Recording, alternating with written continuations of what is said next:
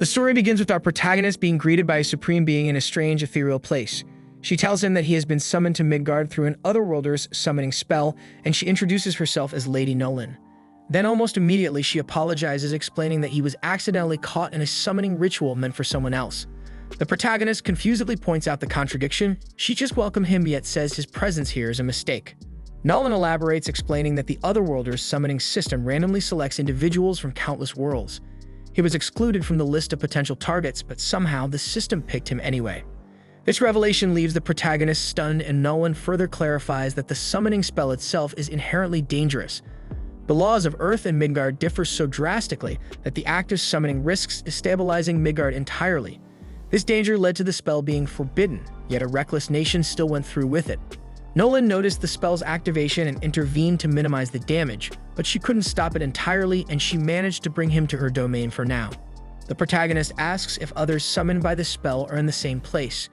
Nolan shakes her head, explaining that they were the proper targets and were sent to the Holy Sidonia Empire, where the spell originated. He realizes his summoning was purely accidental and asks her to send him back to his world, but Nolan regretfully admits that this is impossible. She explains that she was furious at the summoners for their recklessness, so she patched things up, ensuring they would never be able to use the spell again. Her explanation grows overly technical, so the protagonist gets overwhelmed and asks for a simpler version. So Nolan bluntly tells him that she's made it impossible for him to return to Earth, and even if it were possible, he no longer has a body waiting for him there. We then see that our protagonist is revealed to be nothing more than a soul in the shape of a fluffy furball, leaving him shocked at his lack of a physical body. Nolan apologizes, explaining that the summoning blowback caused this, as he wasn't meant to be a target. He frustratedly tells her that an apology won't fix his predicament and demands to know what will happen to him now, so Nolan urges him to give up on his old life and start anew as a resident of Midgard. He hesitantly asks if this means he'll be sent to the Sidonia Empire like the others, and Nolan admits she could send him there. However, she warns that the Sidonia Empire is a difficult and dangerous place, and as an accidental summon, his treatment there would likely be terrible. This disheartens him, but Nolan reassures him, saying she feels responsible for his situation and intends to help him. She reveals her plan to send him to a different nation, one where he can have a better chance, and promises to give him her blessing as compensation. Confused by her words, he listens as she explains that this situation resembles the premise of video games and anime in Japan, and that shit means that being sent to a fantasy world with opportunities for adventure. She enthusiastically claims it'll be exciting for him, though he feels nothing but anxiety. Ignoring his doubts, Nolan asks him to try opening his status window, and to his surprise, it appears when he thinks about it. The window shows he is now 17 years old, and despite being a 40-year-old salaryman in his previous life, he doesn't have a job listed. So Nolan explains that in this world, the concept of a salaryman doesn't exist. Instead, there are combat jobs like swordsman, mage, knight, thief, and hunter, as well as production jobs such as herbalist, alchemist, blacksmith, and carpenter. And since fighting doesn't interest him, he expresses his desire for a production job. So Nolan obliges and grants him a skill suited for production work, along with a few other useful starter skills to aid him in his new life. She advises him that by utilizing his skills through practice and effort, he will eventually unlock a formal job title. And with that, she sends him to the continent of Asgard to begin his journey. The protagonist then gets teleported to a serene spot by a pond, where he catches a glimpse of his reflection and thinks he looks pretty hot in his new form. Checking the items Nolan gave him, he finds some food, money, and a knife. Opening his status window, he realizes it might be problematic if people find out he has Nolan's blessing. And that thinking makes him discover that he can conceal his skills, so he hides both his blessing and his item box skill. As he continues exploring his abilities, he notices he also has several magic skills. Like any typical otaku, he decides to try them out. He avoids testing fire magic, worried it might accidentally set the area ablaze. Instead, he starts with earth magic, followed by wind and water magic.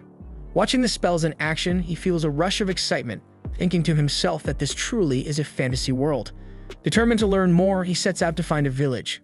While walking, he stumbles upon a piece of wood and uses his appraisal skill to identify it as treant wood. This high-quality material comes from a treant monster and can be used to craft staves, magic items, and spear shafts. Thrilled with the discovery, he uses his blacksmithing skill to shape the wood into a sturdy spear. Observing the rich resources of the area like treant wood, he speculates that the plants might also be unique. And after searching further, he discovers the region is brimming with useful herbs. So he starts gathering as much as he can, but he realizes it won't all fit in his bag, so he stores the excess in his item box, which conveniently has unlimited storage. Suddenly, a girl runs toward him in a panic and hides behind him, and he sees that she's being chased by a massive, ferocious rabbit. He quickly notices how unnaturally large the rabbit is and grabs his spear to defend her. But the girl warns him that the rabbit is carnivorous, making him even more nervous.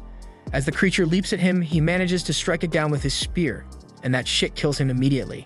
Takumi stands in disbelief, amazed that he was able to defeat such a dangerous beast. But this victory earns him a warrior job, even though he doesn't want it. The girl thanks him for saving her, and he asks where she's from. She explains that she's from Board Village and had wandered into the forest while gathering medicinal herbs. He asks if he can accompany her back to the village, and she happily agrees. He feels relieved and smiles, but before they leave, she asks if he isn't going to take the horned rabbit with him and mentions that the rabbit is considered quite a delicacy. He quickly stores the rabbit's corpse in his item box, explaining that while it can't hold living things, storing non-living objects like corpses isn't an issue. The girl is amazed at his item box skill and compliments him, and then introduces herself as Molly, and he responds by introducing himself as Takumi. The scene then shifts to the Holy Sidonia Empire, where the three summoned humans find themselves confused about their situation. A cloaked woman then approaches them, welcoming them to a new world. She explains that they have been summoned to use their powers as heroes to save this realm. However, her cryptic explanation only deepens their confusion. She then introduces herself as Elizabeth, the first empress of the Holy Sidonia Empire, and reveals her face. And her expression exudes the air of someone who might suck your damn soul in some dark alley. Then we see that among the three, a girl named Akane suddenly gains a unique skill called Revelation from Lady Nolan. This skill grants her divine insight, instructing her to trust her instincts as they will guide her to the right decisions. Following her instincts, Akane decides not to trust Elizabeth because everything about her appearance screams dangerous. Back in Board Village, Molly's parents warmly thank Takumi for saving their daughter. Her father introduces himself as Banga the Hunter and her mother as Martha. Takumi asks if it would be alright for him to stay in the village for a while, and they happily agree, mentioning that their village is abundant in herbs and even has a vein of ore nearby, which excites Takumi. Banga then introduces Boban, who stands nearby, as the village blacksmith. Takumi then thanks the villagers for letting him stay, but they inform him there's no inn in the village. But instead they offer to build him a home, which makes him genuinely happy. They show him a plot of land where his house will stand, and Boban gathers the villagers to help with construction. Takumi decides to pitch in as well, using his earth magic to level the ground. The villagers are impressed by his magical skill, but the effort drains a significant amount of his mana. So Banga advises him to conserve his energy and let the rest of them handle the work. Later, Takumi's new home is completed, and he uses his carpentry and blacksmithing skills to craft some basic furniture to make it livable. Feeling settled, he checks his status window and wonders if it's possible to change his warrior job.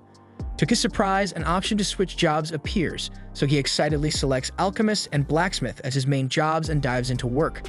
Together with Boban, he collects ores of iron, silver, and copper.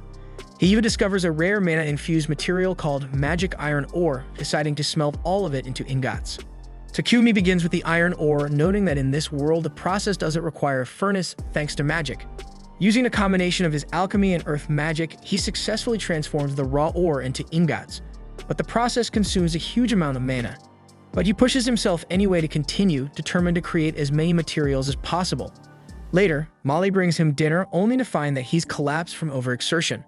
When Takumi regains consciousness, he explains that he pushed himself too hard and drained his mana completely. Martha gives him a sharp lecture for being reckless, and Banga hands him a healing potion, which restores his energy. And from that point on, Martha and Molly check on him regularly to ensure he doesn't overdo it again. Takumi diligently continues his alchemy, refining ores into ingots over several days. And along the way, he manages to extract small quantities of precious metals like gold, lead, tungsten, titanium, and tin. Using these materials, he crafts high-quality utensils and tools, and also his relentless effort causes his alchemist and blacksmith levels to soar.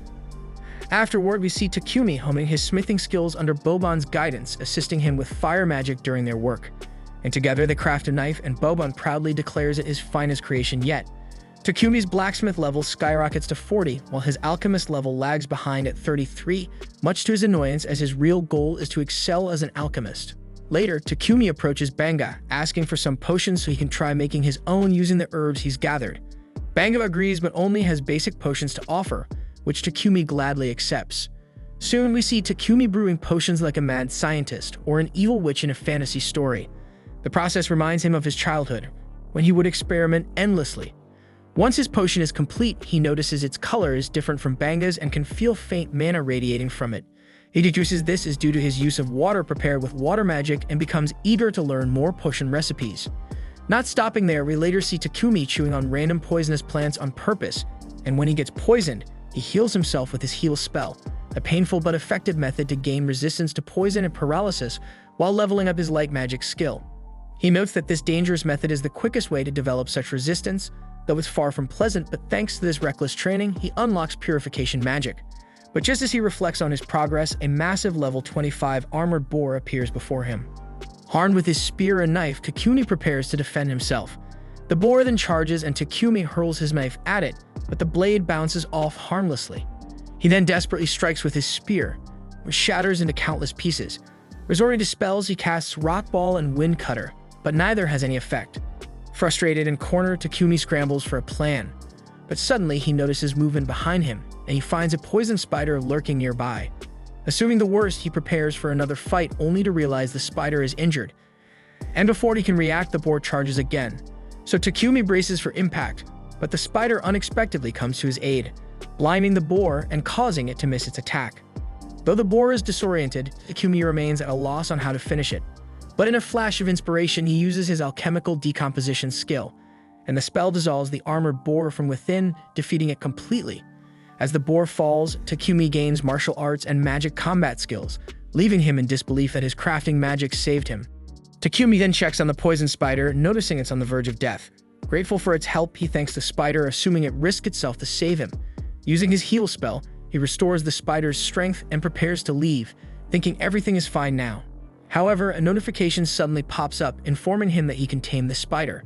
Surprised by the option, he hesitates. When the spider looks at him with its shiny, hopeful 8 eyes, makes it impossible for Takumi to walk away. He asks if it wants to join him, and upon agreeing, he tames it, unlocking a telepathic connection. He then curiously asks if it already has a name, but it doesn't. Noticing the maple leaf-like pattern on its back, he names it Maple.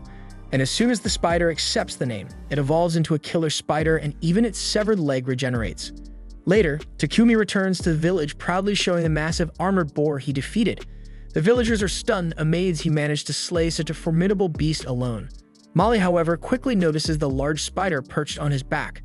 Alarm spreads among the villagers, but Takumi reassures them, explaining that Maple is a tamed monster.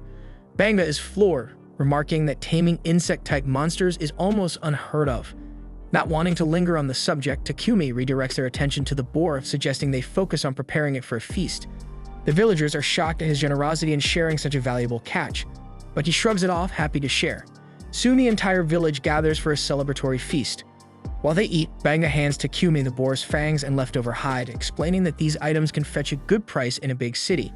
Takumi curiously asks about the nearest city, and Banga tells him it's a place called Bolton. Then we see Maple playing with the village children, endearing herself to the community. Watching the lively scene, Boban remarks that the village has become brighter and more cheerful since Takumi's arrival. Banga agrees, but reflects that Takumi doesn't seem like the type to settle in a small village forever. Meanwhile, in Midgard, Nolan observes Takumi from afar, pleased to see he's thriving. Another supreme being joins her, asking what Nolan expects from the boy. Nolan feigns ignorance, but the supreme being presses, revealing that she gave Takumi a special body, her blessing, and even sent him a full year into the past, before the Holy Sidonia Empire's summoning spell was activated. Nolan dismisses the notion that she has any deeper intentions, but her expression betrays her true thoughts, hinting that she may have a deeper plan for Takumi's future. One morning, Takumi wakes up to find himself tied up in bed, and he immediately knows Maple is behind it. She apologizes, explaining that she's been feeling lonely because Takumi has been so busy lately, and just wanted to get his attention. Realizing he's been neglecting her, Takumi admits that work has been consuming all this time, so he decides to take the day off and spend it with Maple, and this simple gesture makes her ecstatic. Just as the two are getting ready to enjoy their day, Martha walks in with Takumi's lunch and immediately notices the awkward situation. To her, it looks like something strange is going on between Takumi and Maple, but Takumi insists that it's not what she's imagining. Martha takes his explanation at face value, but can't help noticing the silky threads Maple has produced. Intrigued, she gets the idea to harvest as much silk as possible from Maple, seeing it as a golden opportunity. Later that day, Martha proudly shows off a shirt she's made from the spider silk, and the ladies in the village are going wild over its texture and quality. Takumi, surprised by their enthusiasm, learns that spider silk is considered a rare luxury item, usually only affordable to nobles. Martha, sensing a lucrative opportunity, asks Maple if she can produce more fabric. Maple obliges and eagerly squirts out more silk, but the process is time-consuming, so this means that she won't have time to play with Takumi anymore. Though Takumi is a little disappointed as he has been looking forward to spending the day with her, still he knows he has other responsibilities to tackle, so he's not entirely bothered. It's been about a month since Takumi first arrived in the village, and he's starting to plan his next steps. He intends to head to the city to advance his studies in alchemy, but the thought of saying goodbye to the villagers he's grown close to leaves him hesitant. In the meantime, Takumi decides to visit Boban at the forge to continue practicing blacksmithing. Together, they manage to craft a chest plate that fits Takumi perfectly, as well as a pair of sturdy steel-toe boots. Boban, proud of their work, points out that the boots are great for kicking things in a pinch. But Takumi, ever the pacifist, reminds Boban that he has no intention of fighting because he's committed to becoming an alchemist. Just then, Banga shows up, pleased to see that Takumi's armor is finally complete, though there's a hint of sadness in his voice. He knows Takumi can't stay in the village forever if he wants to grow his production business, and heading to the city is the logical next step because it's where Takumi can sell more of his goods, access a reliable supply of materials, and truly thrive. Banga then mentions that a trader from Bolton will be passing through the village in a couple of days, and he's already arranged for Takumi to hitch a ride back with him. While they're sad to see him leave, they understand this is for the best, and they encourage Takumi to start preparing for the journey. Grateful for their support, Takumi thanks them and heads back to his house to begin packing. On the way, he bumps into Martha, who's carrying a bucket of meat. He curiously asks what she's up to, and Martha explains that she's on her way to dispose of the innards from a horned rabbit Banga had caught. Apparently, the innards are the most delicious part of the rabbit, but they're also tricky to process safely.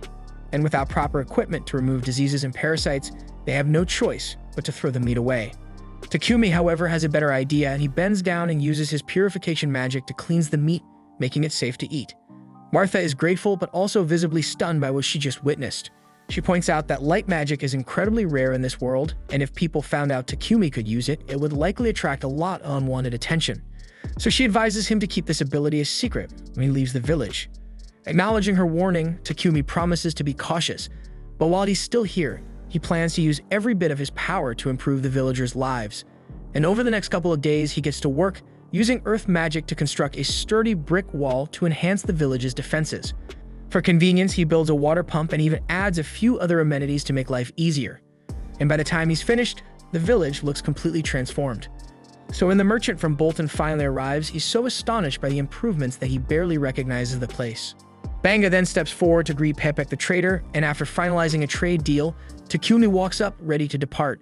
Pepek, who's already heard a great deal about Takumi from Banga, introduces himself, and everyone confirms if Takumi has everything he needs.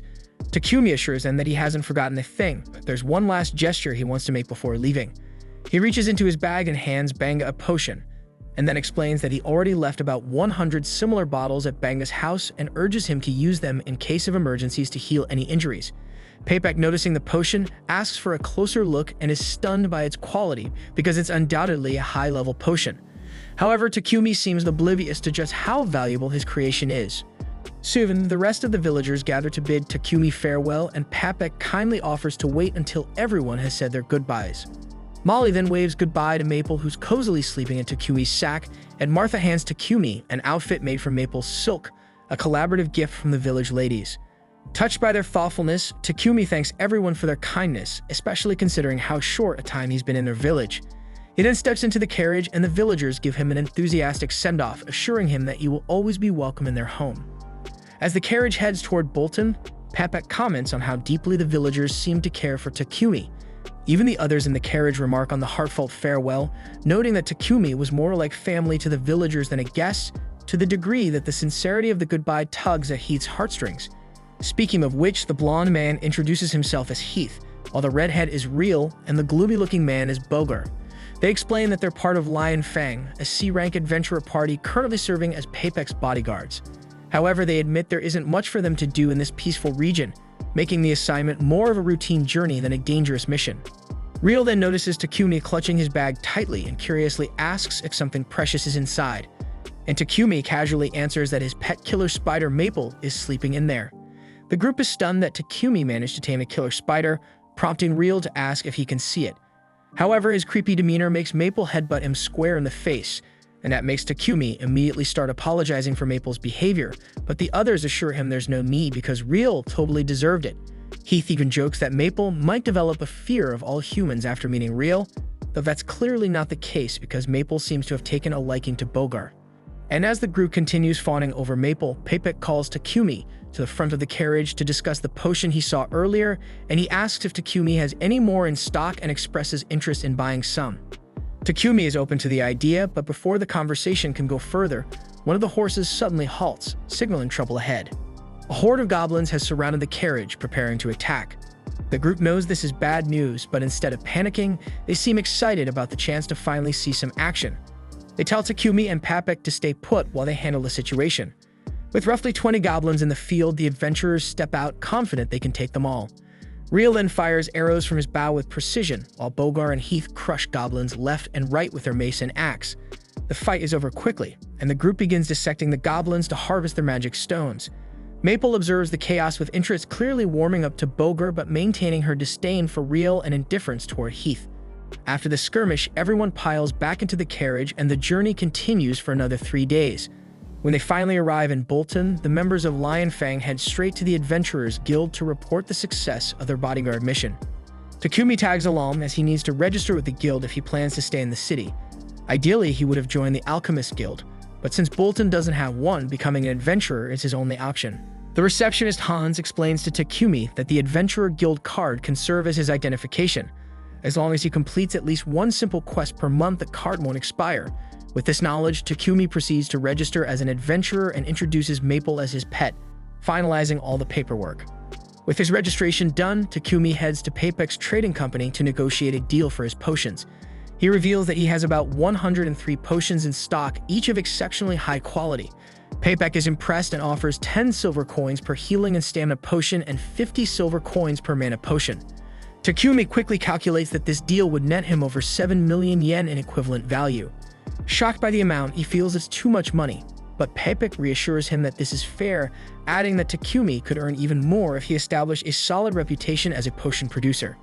Papek, aware of Takumi's plans to become a producer in the city, advises him to find a home with an attached workshop for efficiency. Takumi realizes he hadn't even thought about housing yet, so to help him out, Papek calls over his assistant Thomas and asks him to show Takumi a suitable property at an affordable price. Then when Takumi finally sees the property, it looks more like a grand mansion than a simple house. Feeling overwhelmed, he doubts he can afford such a luxurious place. Thomas, however, assures him that the mansion is surprisingly affordable and even guarantees that it's ghost-free, eliminating any unnecessary worries. Takumi then notices the spacious workshop attached to the mansion, which makes it incredibly convenient for his work. Realizing the long-term benefits and knowing he has enough funds from the potion deal, Takumi decides to go for it. And after a moment of deliberation, he tells Thomas with newfound confidence that he'll take the mansion. Thomas is delighted to hear Takumi's decision and assures him he'll begin the paperwork immediately. And he tells Takumi he can move in as early as tomorrow. As they walk through the city streets, Takumi catches a foul stench in the air. Noticing Takumi's discomfort, Thomas explains that the unpleasant odor comes from the city sewers. While the wealthy use magical purifiers to clean their sewage, the main city sewers lack this luxury due to the rarity and expense of magical purifiers, which are typically found only in ancient ruins or dungeons. And occasionally priests are hired to manually purify the sewers with magic, but most of the time they remain filthy. The next day, Takumi and Maple settle into their new house, and Takumi immediately starts brainstorming a solution to the sewer issue. He visits Papek's company to acquire some quartz and clay. Using magic, he shapes the materials and combines fire magic with space-time magic to bake them efficiently. The process is exhausting, and after depleting his mana reserves, Takumi has to drink a couple of mana potions to recover. Despite the effort, his work pays off because he successfully creates a modern toilet. Not long after, Takumi hears a loud scream from the living room. Rushing to investigate, he finds Papek completely wrapped in Maple's silk. Takumi gets bewildered and demands to know why Maple did this, and Maple innocently explains that she thought Papek would find it fun. To her credit, the silk is so comforting that it put Papek to sleep, but the sudden swaddling was definitely alarming. Takumi profusely apologizes for Maple's behavior, but Papek reassures him that it's fine, though being swaddled out of nowhere did give him quite a scare, so he asks to use Takumi's restroom because he needs to shake it off. Moments later, Papek emerges from the restroom with wide eyes, demanding to know what the marvel of technology inside is. Takumi casually explains that it's a toilet he invented. He fitted it with a magical purification device which automatically cleans itself after use. Essentially, once someone uses it, the device employs purification magic to break down waste into inorganic materials, which are then flushed away. Papek is amazed, marveling at the ingenuity, but he quickly realizes that creating such a device would require someone with a rare aptitude for light magic. Takumi immediately realizes he may have messed up, remembering Martha's strict warning not to use his light magic openly. Worried about the potential fallout, he pleads with Papek to keep this a secret. Papek, understanding the gravity of the situation, promises not to tell anyone. However, he's absolutely adamant about one thing: he needs those toilets, and he boldly asks if Takumi can make 100 of them.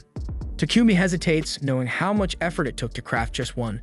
But with Papek's relentless insistence, he reluctantly agrees, but under the condition that Papek supplies the necessary raw materials. Papek gets overjoyed and accepts the deal, but points out that it's unreasonable for Takumi to handle the entire workload himself. So he suggests that Takumi should consider getting a slave. The suggestion shocks Takumi, who's firmly against slavery. Papek, however, reasons that if Takumi wants to keep his abilities under wraps, having a bound-to-secrecy slave is the safest option. Light magic is a massive deal, marking someone as chosen by God, and the Church of Divine Light wouldn't take kindly to commoners gaining access to cheap purification methods via Takumi's toilets. The church, which profits heavily from monopolizing purification magic, would likely try to force Takumi into their fold. But Papek reassures him that he already has a plan to deal with the church, so Takumi doesn't need to worry about them for now. Papek then emphasizes that keeping the church in the dark about his light magic is paramount, which is why hiring a slave might be the safest option. But Takumi remains firmly opposed to slavery, vowing to handle the work alone if necessary. But before they can argue further, Takumi's guild card suddenly begins glowing. He curiously checks it and finds a notification requiring him to complete a verification quest to maintain his adventurer status. Realizing he won't have time to handle the toilet production alone, he reluctantly agrees to Papek's suggestion. Papek then takes Takumi to the Mulan Trading Company, assuring him they are the most ethical slave traders available. Then, while Papek goes to negotiate a good deal with the owner, Takumi steps out into the garden, drawn by its beauty. There he notices a stunning elf girl sitting alone on a terrace, and before he can say anything, she spots him and sharply orders him to leave. The scene then shifts to Takumi meeting Mulan, the owner of a slave trading company. Papek introduces Takumi to her, explaining that he's looking for a slave.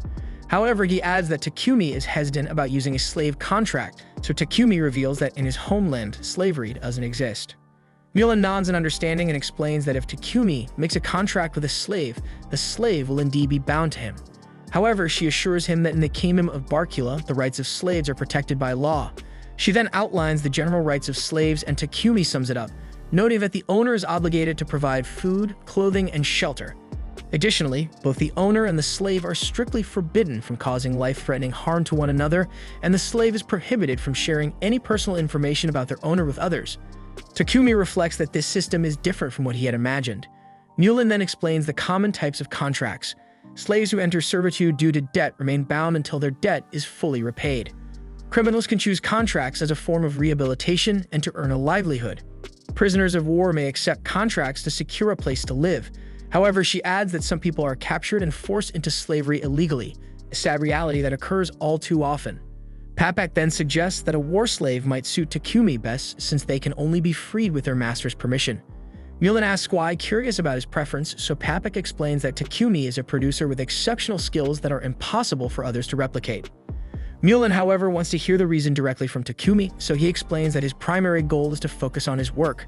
However, he also has responsibilities, including completing Adventurers Guild quests and managing daily tasks. He also mentions that he needs someone to manage the mansion where he's currently living and handle the housework. Furthermore, Takumi possesses many confidential skills which could draw unwanted attention. Takumi also adds that he often ventures into dangerous areas to gather materials, so it would be ideal to contract someone who could protect him and assist during all that stuff. Hearing Takumi's requirements, Mulan realizes he needs 2 slaves. She summons a girl named Maria, introducing her to Takumi. Mulan then explains that Maria was kidnapped by bandits as a child and has no surviving family. Over the years, she has been trained in reading, writing, calculations, and general housekeeping. She then informs Maria of Takumi's needs, emphasizing that he requires someone to manage his mansion. Takumi then outlines the layout of his mansion, describing the number of rooms, and asks if she can handle it alone. Maria confidently states that she can manage it, and Takumi is relieved to hear this. Noticing his hesitation, Maria asks if something is wrong. Takumi admits that he's surprised someone as cute as her hasn't already been chosen by someone else. Embarrassed by the compliment, Maria blushes. Takumi quickly apologizes, worried that his comment might have been inappropriate, but Maria assures him it's fine, explaining that her skills are limited to general housekeeping. Takumi assures her that housekeeping is all he needs, but Maria hesitates, appearing uneasy. When he asks what's wrong, she shyly clarifies that she won't be sharing his bed. Takumi is surprised and quickly clarifies that such an arrangement isn't what he's looking for. He reassures her that his sole interest is her ability to manage the household. Maria feels relieved and agrees, so Mulan decides to proceed with her contract. Mulan then informs Takumi that she currently doesn't have any war slaves suited for combat. However, Maria mentions someone named Sophia. Mulan immediately tells her to stop speaking out of turn and instructs her to return to her room to gather her belongings. After Maria leaves, Takumi curiously asks who Sophia is, so Mulan explains that Sophia is a war slave, but she has certain problems. Hearing this, Takumi grows intrigued and feels a strong urge not to ignore the situation. He wonders if it's his intuition skill guiding him, but he decides to trust the feeling and asks Mulan if he can meet Sophia. Mulan agrees and leads him to where Sophia is kept. Mulan then explains that Sophia was captured during the war between the Kingdom of Triaria and the Kingdom of Yober 50 years ago. Takumi is stunned by the time frame and asks for more details. So Mulan reveals that Yober was a nation of elves, and for various reasons, Sophia has remained uncontracted ever since. Takumi curiously asks what those reasons are, so Mulan explains that Sophia's left ear has been sliced off and her right hand and left leg have impaired movement. While her impairments don't interfere with daily life, they make combat nearly impossible. Additionally, her elemental magic and sprite magic have been sealed and she is likely under a curse. These significant limitations make her unfit as a main combatant, which is why no one has taken her. Takumi then asks to speak with Sophia alone, so Mulan agrees and steps out of the room. As Takumi examines Sophia more closely, she tells him plainly that she won't be of any use to him. But Takumi checks her stats anyway using his skill, and to his surprise, her stats are incredibly high, though each one has been reduced by 100 points due to her injuries. Her mana is also completely inaccessible because of the curse, but Takumi realizes her potential and thinks that he can heal her injuries and lift the curse. Mulan then returns to the room and asks Takumi what he plans to do. And without hesitation, he tells her he wants to form a contract with Sophia. Sophia, still doubtful, reminds him that she can't fight, but Takumi simply replies that he will fix her. Mulan is skeptical, questioning whether Takumi can actually address the issues that have plagued Sophia for 5 decades. Takumi confidently says he can, and Mulan agrees to let him take Sophia under his care. Sophia remains uncertain and asks if he truly wants her as his slave. Takumi asks if she doesn't want him as her master, but she responds that a slave's wishes don't matter. And with that, Mulan begins the contract process. She casts a spell binding Takumi, Sophia, and Maria into a formal contract. After the contract is sealed, both Sophia and Maria express that they will do their best to serve Takumi. Takumi thanks them and treats them with respect, but Sophia quickly reminds him that they're just slaves and he doesn't need to act so politely. Mulan, observing the interaction, smiles and remarks that they found themselves a good master. Afterward, Takumi arrives at his house, where Maple leaps at him as soon as he opens the door. Startled, Maria and Sophia immediately prepare to fight the killer spider, but Takumi quickly stops them, explaining that Maple is his pet. He then introduces Maple to the two of them and informs Maple that Maria and Sophia will be living with him from now on. Takumi then shows Maria and Sophia to their rooms. Both are surprised to learn they'll have their own separate spaces, hesitant to accept such accommodations. Takumi insists, explaining that the mansion has many unused rooms and it's better to put them to good use.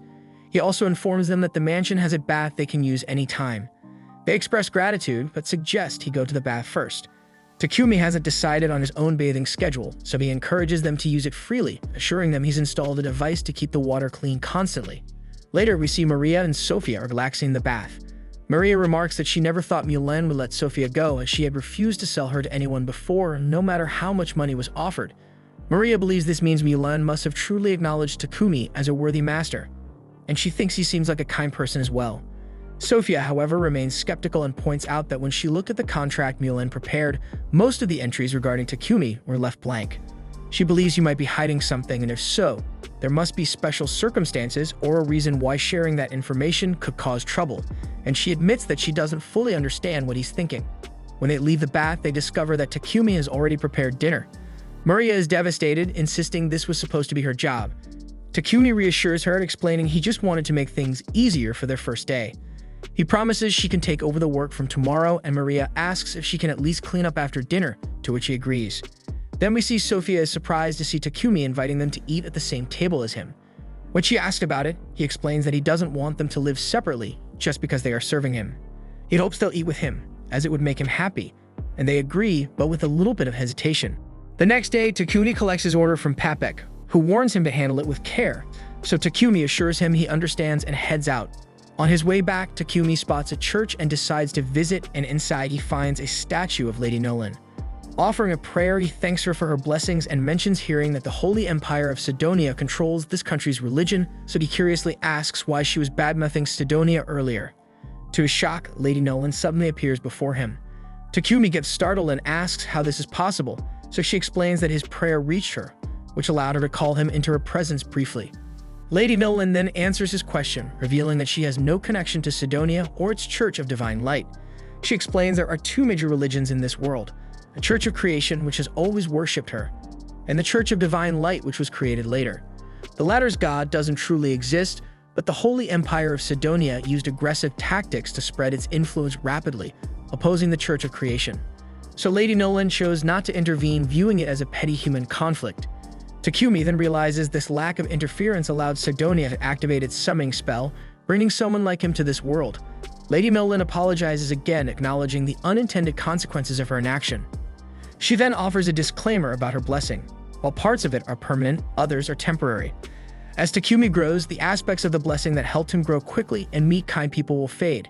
She simplifies it by saying his tutorial for beginners is nearly over. Soon he will face more significant challenges, including hitting walls in his growth and encountering individuals with ill intentions. Takumi reflects on her words, realizing that many of the kind people he's met so far were likely a result of the blessing. Accepting that he will need to rely more on himself moving forward, he thanks Lady Nolan one last time and exits the church. The story then jumps forward by 1 year into the future, showing the king of Sidonia asking about the progress of the summoned heroes. He is informed that they are currently training with the knights. The king expresses hope that these heroes will become valuable assets, acknowledging the difficulty of summoning them to this world. The minister notes that the heroes were initially reluctant to help, but thanks to Elizabeth's persuasion, they have become more cooperative. The scene then shifts to Akira and Yamato sparring with the knights. The knights mock their poor performance, highlighting how far they still have to go. Yamato then recalls a humiliating memory from his past, when he was defeated by a freshman during a judo match and ridiculed by everyone. Motivated by that memory, he trains with renewed determination, earning the knights grudging respect for his grit. Meanwhile, the knights ask Akane to join in, but she refuses, stating that she's not interested in violence. She then tries to leave, but Elizabeth intercepts her, insisting that this is not about violence but something essential to saving the world. Then Akira steps in dramatically, playing the role of the protective hero, and assures Akane that she doesn't need to worry because he will protect her. Akane, unimpressed, ignores his bravado and thinks to herself that Elizabeth is dangerous. The story then transitions back to the present.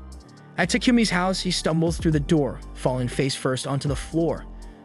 Maria and Sophia rush to help him, picking up his belongings. But when Sophia reaches for the bag Takumi had collected from Papek, he hurriedly places it into his magic bag.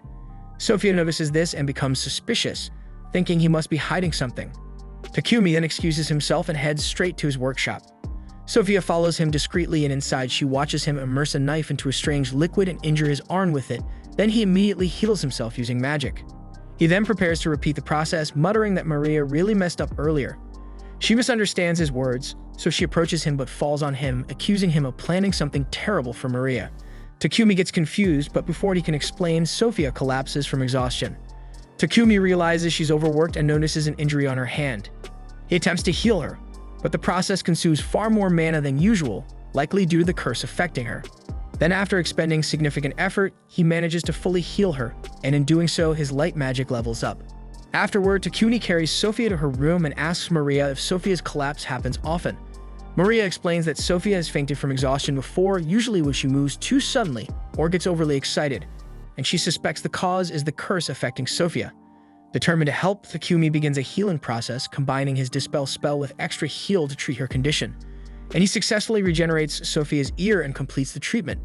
Sometime later, Sophia wakes up, confused about how she got to her room, so Maria asks if she's feeling alright, and Sophia admits that she feels lighter than ever. But then she quickly recalls her earlier misunderstanding, so she panics and urges Maria to run away, claiming Takumi isn't the man Maria thinks he is. Maria, however, smiles and tells Sophia that Takumi is even better than she imagined. Sophia confusedly demands to know what Maria is talking about, so Maria hands her a mirror, and Sophia stares at her reflection, shocked because her ear is back to normal. She also realizes that her magic, which had been sealed for years, has returned, so Maria explains that Takumi cured her. Later, Sophia meets Takumi and asks him about what happened. He explains that earlier he had been cutting and healing himself to level up his light magic so he could properly heal her.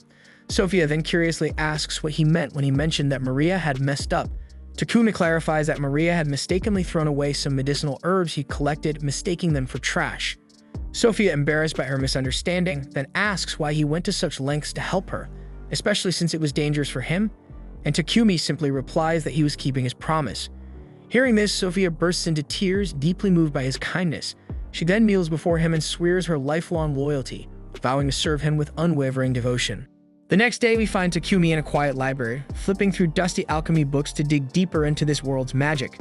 To his frustration, most of the texts barely scratch the surface of alchemy, leaving him puzzled as to why such a straightforward discipline has faded into obscurity. But after some thought, he concludes that alchemy must be a relic of an ancient magical civilization. Conveniently, Lady Nolan's blessing allows him to understand all languages in this world, making even the most complex alchemy books laughably simple for him to comprehend. Armed with new knowledge, Takumi returns home, where Maria greets him with sandwiches for lunch. As they eat, Maria begins muttering to herself about how heartwarming it was to see Takumi and Sophia reconciling the day before. She sheepishly admits she had been spying on them from behind the curtains, because apparently personal privacy is overrated. She gushes about how romantic it was to witness Sophia pledging her loyalty to Takumi, likening it to a knight swearing to protect a princess. Except in this case, Takumi is the princess.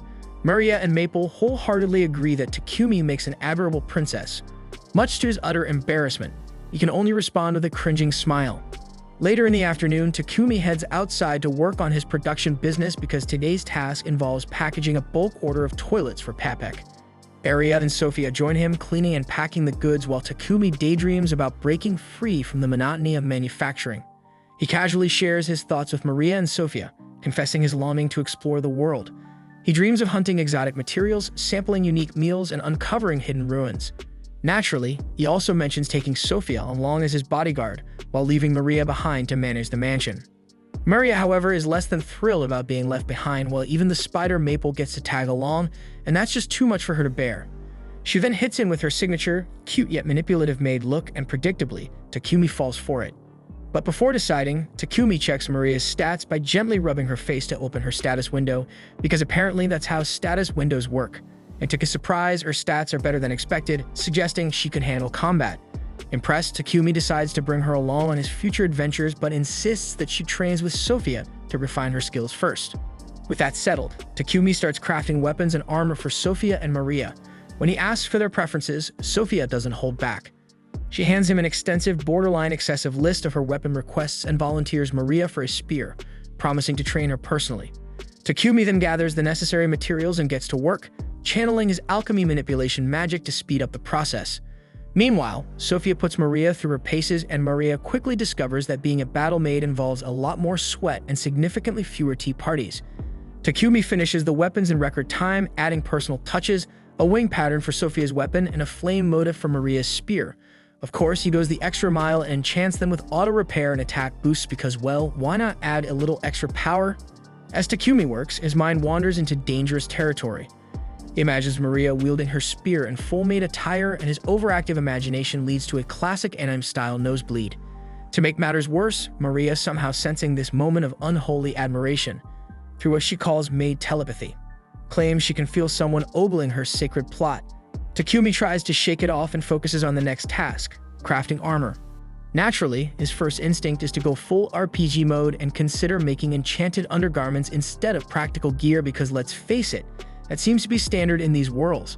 But even Takumi realizes this idea crosses too many lines, especially since Maria and Sophia are technically his employees and not participants in his questionable cosplay daydreams. The real challenge, however, is getting their measurements. Asking directly would only earn him a one-way ticket to Pervsville. But Takumi has a solution. With a mischievous grin straight out of a shonen villain's playbook, he uses his alchemy magic to create life-size replicas of Sophia and Maria. He spends a hilariously awkward amount of time staring at these mannequins, particularly at their melons, because professionalism has never been his strong suit. Let's just say Takumi's imagination runs wild as he revels in the fantasy of being the master of his two servants. After several days of work, Takumi finally finishes the armor, which looks nothing like what you'd expect. Sophia gets a simple breastplate, and Maria's armor is basically a ready-made outfit that belongs in a fantasy game. Surprisingly, both girls are thrilled by the design, but Sophia pauses to wonder how Takumi matched their sizes so perfectly without taking measurements. Takumi naturally keeps this a secret because he can't exactly confess his pervy methods after all. With that sorted, the trio heads to the Adventurers Guild so Sophia and Maria can be registered and obtain travel licenses for venturing outside the city. After the girls receive their guild cards, Takumi registers the three of them as a new party and prepares to accept their first quest together. Just as he's about to pick one, a group of D-ranked adventurers approaches, their leader being an overweight thug with an oversized ego. They immediately start picking on the group, telling the girls to dump Takumi and spend their time with someone more deserving than an F-rank loser like him. Takumi doesn't take this insult lightly. Though internally terrified of the fat thug leading the group, he wants to protect his friend's honor. Summoning every ounce of courage, he stands his ground and uses physical enhancement magic to block the thug's attack. However, when the thug's punch connects, his own arm breaks from the impact, leaving Takumi unharmed. Just as things are about to escalate further, the guild master arrives to put a stop to the commotion. However, upon seeing the injured thug, the guild master immediately blames Takumi for the incident, completely unaware that the thug hurt himself trying to attack Takumi. As the guild master scolds Takumi, Sophia, and Maria, the receptionist Hans intervenes, explaining that the white-haired idiot hadn't started the fight and was only defending himself. When Hans addresses the guild master by his title, Takumi's jaw nearly hits the floor. He's shocked to learn that the bald-headed, angry bird-looking man is actually the guild master. Hans formally introduces him as Barak. Ignoring the introduction, Barak sternly orders Hans to heal the thug's broken arm. Afterward, Barak asks Takumi and the girls to follow him. In what feels like an interrogation room, the guildmaster demands to know what Takumi's deal is. Initially hesitant to reveal his abilities, Takumi is forced to explain when Hans mentions detecting traces of magic at the fight scene. Hearing this, Takumi realizes how sharp Hans' sense skills must be. While admitting to using magic, Takumi clarifies that he didn't cast any spells on the goons from earlier. Instead, he explains that he coated his body with charcoal from his item box. Hans doubts him but becomes convinced when Takumi adds that he synthesized the coal into diamond. Recognizing this as alchemy, Hans recalls that Takumi had initially wanted to join the Alchemist Guild when they first met. Ignoring the magic talk, Barak shifts the conversation to the women in Takumi's party. When Sophia and Maria confirm they're his teammates, Hans suggests promoting Takumi to rank D to deter further harassment from weaklings. Barak agrees, noting it might prevent more skirmishes like the earlier one. However, since Sophia and Maria just joined the guild that day, Hans proposed assigning them some starter quests to help them rank up quickly.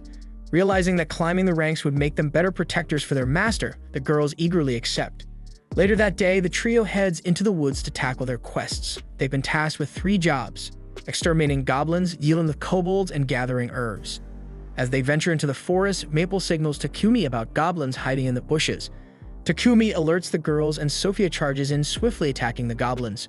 2 more goblins rush out, but Maple ensnares their legs with her webs, allowing Takumi and Maria to finish them off with well-placed strikes. As they move forward, Takumi grows increasingly uneasy at the sheer number of kobolds and goblins they keep encountering. No matter how many they kill, more seem to appear. Sophia speculates that there's likely an encampment nearby, possibly with a general leading the monsters. The mere mention of a goblin general makes Takumi feel like his bladder might betray him. Sophia doesn't help, casually mentioning that it typically takes 5 rank D adventurer parties to wipe out an encampment with a general. The thought feels impossible to Takumi, but Sophia is confident they can pull it off if they combine their unique magic skills for a surprise attack. While her plan sounds promising, Takumi internally screams, wishing he were anywhere else but here. To make matters worse, Maple suddenly announces that it's about to evolve. Panicked, Takumi immediately opens an emergency portal to his pocket dimension and hurriedly sends Maple into it to avoid any surprises. Pressing on, they finally locate the monsters' camp. Sophia estimates that there are around 300 to 400 enemies. The number alone is enough to make Takumi's legs wobble as he anxiously reconsiders their options. With the enemy's location confirmed, Sophia, Maria, and Takumi raise their tightly clenched fists, activating the magic rings that Takumi gave them before for a coordinated strike. Sophia's powerful wind magic, Maria's massive rock barrage, and Takumi's blazing firestorm combine into a devastating attack, wreaking havoc on the monsters' camp and decimating their numbers. For a brief shining moment, the clueless coward Takumi believes they've won. But his hope shatters when an enormous goblin general and two knights emerge from the rubble, and their grotesque appearance sends chills down Takumi's spine. Sophia then charges at the goblin general while leaving the knights to Takumi and Maria. But despite being a coward at heart, Takumi defends himself and uses his fire magic to obliterate one of the goblins. Once the group completes their quests, they return to the guild exhausted. Seeing their haul of magic stones leaves Hans in shock. He can't believe they managed to complete the quests in a single day. Surprised, Hans takes them to the back room to meet the guild master. The guild master is just as stunned as Hans, wondering how they achieved such a feat so quickly. But before he can question them further, Maple enters in her half-human form and slaps the guild master on his bald head before introducing herself. Takumi and Sophia are shocked by her new form, but Maria is delighted and excited to hear Maple speak for the first time. And after that shit, Takumi is promoted to rank E, while Sophia and Maria are promoted to rank F. Later, Maria shows Takumi a design for new undergarments for her and Sophia. And when Takumi looks at Maria's initial design, it resembles men's undergarments. And naturally, the perv can't let that slide, so he sketches a more feminine design for them. And the moment Maria sees it, her cheeks flush furiously, and she stammers as she begs him to make it. While they talk, Maple informs Takumi that Pepek has arrived. Pepek faints upon seeing Maple's new form, but when he recovers, he tells Takumi that the Lord of Bolton has summoned him to express gratitude for the toilet he made. When Takumi meets the Lord, he is thanked repeatedly for his contributions to the town's sanitation. The Lord's kindness surprises Takumi, who starts to think of him as a good and honorable leader. Later that evening, Maple delivers the finished underwear to the girls. As they hold it up, they marvel at how comfortable it feels and jokingly ask if they can try it on in front of Takumi. This suggestion is enough to make the virgin dimwit freak out entirely. Screaming like a scared little girl, he bolts into his room and slams the door behind him, leaving the girls laughing at his embarrassment and thinking that he is too chicken. The scene then shifts to Takumi putting the final touches on his refrigerators. Maple inspects one with fascination, marveling at the cool air inside. Takumi explains that the fridge is designed to keep food fresh for longer, preventing it from spoiling too quickly. The other girls gather around, enjoying the refreshing breeze, but Takumi warns them not to leave the doors open for too long. He then walks them through the process of how he built the fridge, and Maria, clearly thrilled, thanks him, excited that she can now cook with fresh ingredients whenever she wants. Takumi then asks which color they prefer, and after some discussion, they settle on the blue one. Satisfied, Takumi takes the remaining refrigerators to Pepek, letting him know that he's ready to start his next project. Sophia, curious as ever, wonders if he's inventing something new yet again. However, Takumi tells her that this time he's thinking about upgrading their equipment. After their recent fight with the Goblin General, he realized that their current gear won't be sufficient for their future journeys. He adds that both his blacksmith and alchemist levels have improved recently, so instead of using magic steel, he plans to work with adamantite and mithril. This surprises Sophia, but she looks forward to seeing what he can create. Afterward, Takumi seeks out Hans to ask where he can find mithril and adamantite. Hans informs him that both are extremely rare ores and that there are no blacksmiths in the city capable of refining them properly. Still, he offers Takumi a list of skilled blacksmiths who live in the area. He also points out that since Takumi is an alchemist, he might be able to synthesize the ores himself. Takumi is surprised by this suggestion, but Hans explains that synthesizing them would be incredibly time-consuming and drain a massive amount of mana.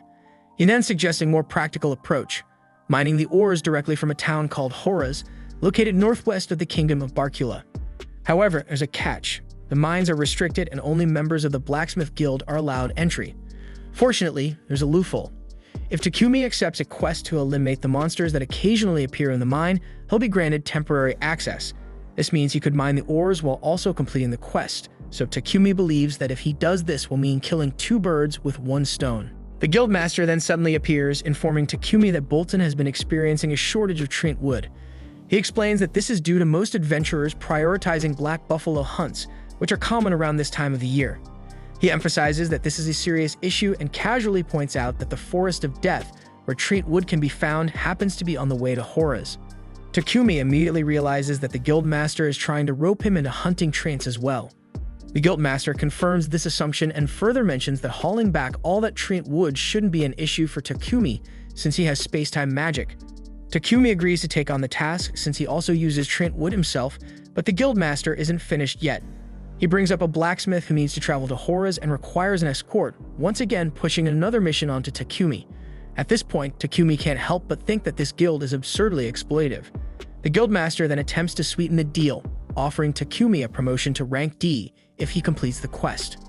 However, Takumi is skeptical, revealing that he has never taken an escort mission before. He suggests that the Lion Fangs would be better suited for the job, but the guildmaster informs him that they are already occupied with another quest. Accepting his fate, Takumi shifts gears and asks how long the journey to Horace would take. Hans explains that a standard horse carriage would take about 7 days, whereas a monster horse carriage could make the trip in 4. Understanding the situation, Takumi requests a monster horse carriage, but Hans disappoints him by revealing that they are all currently in use.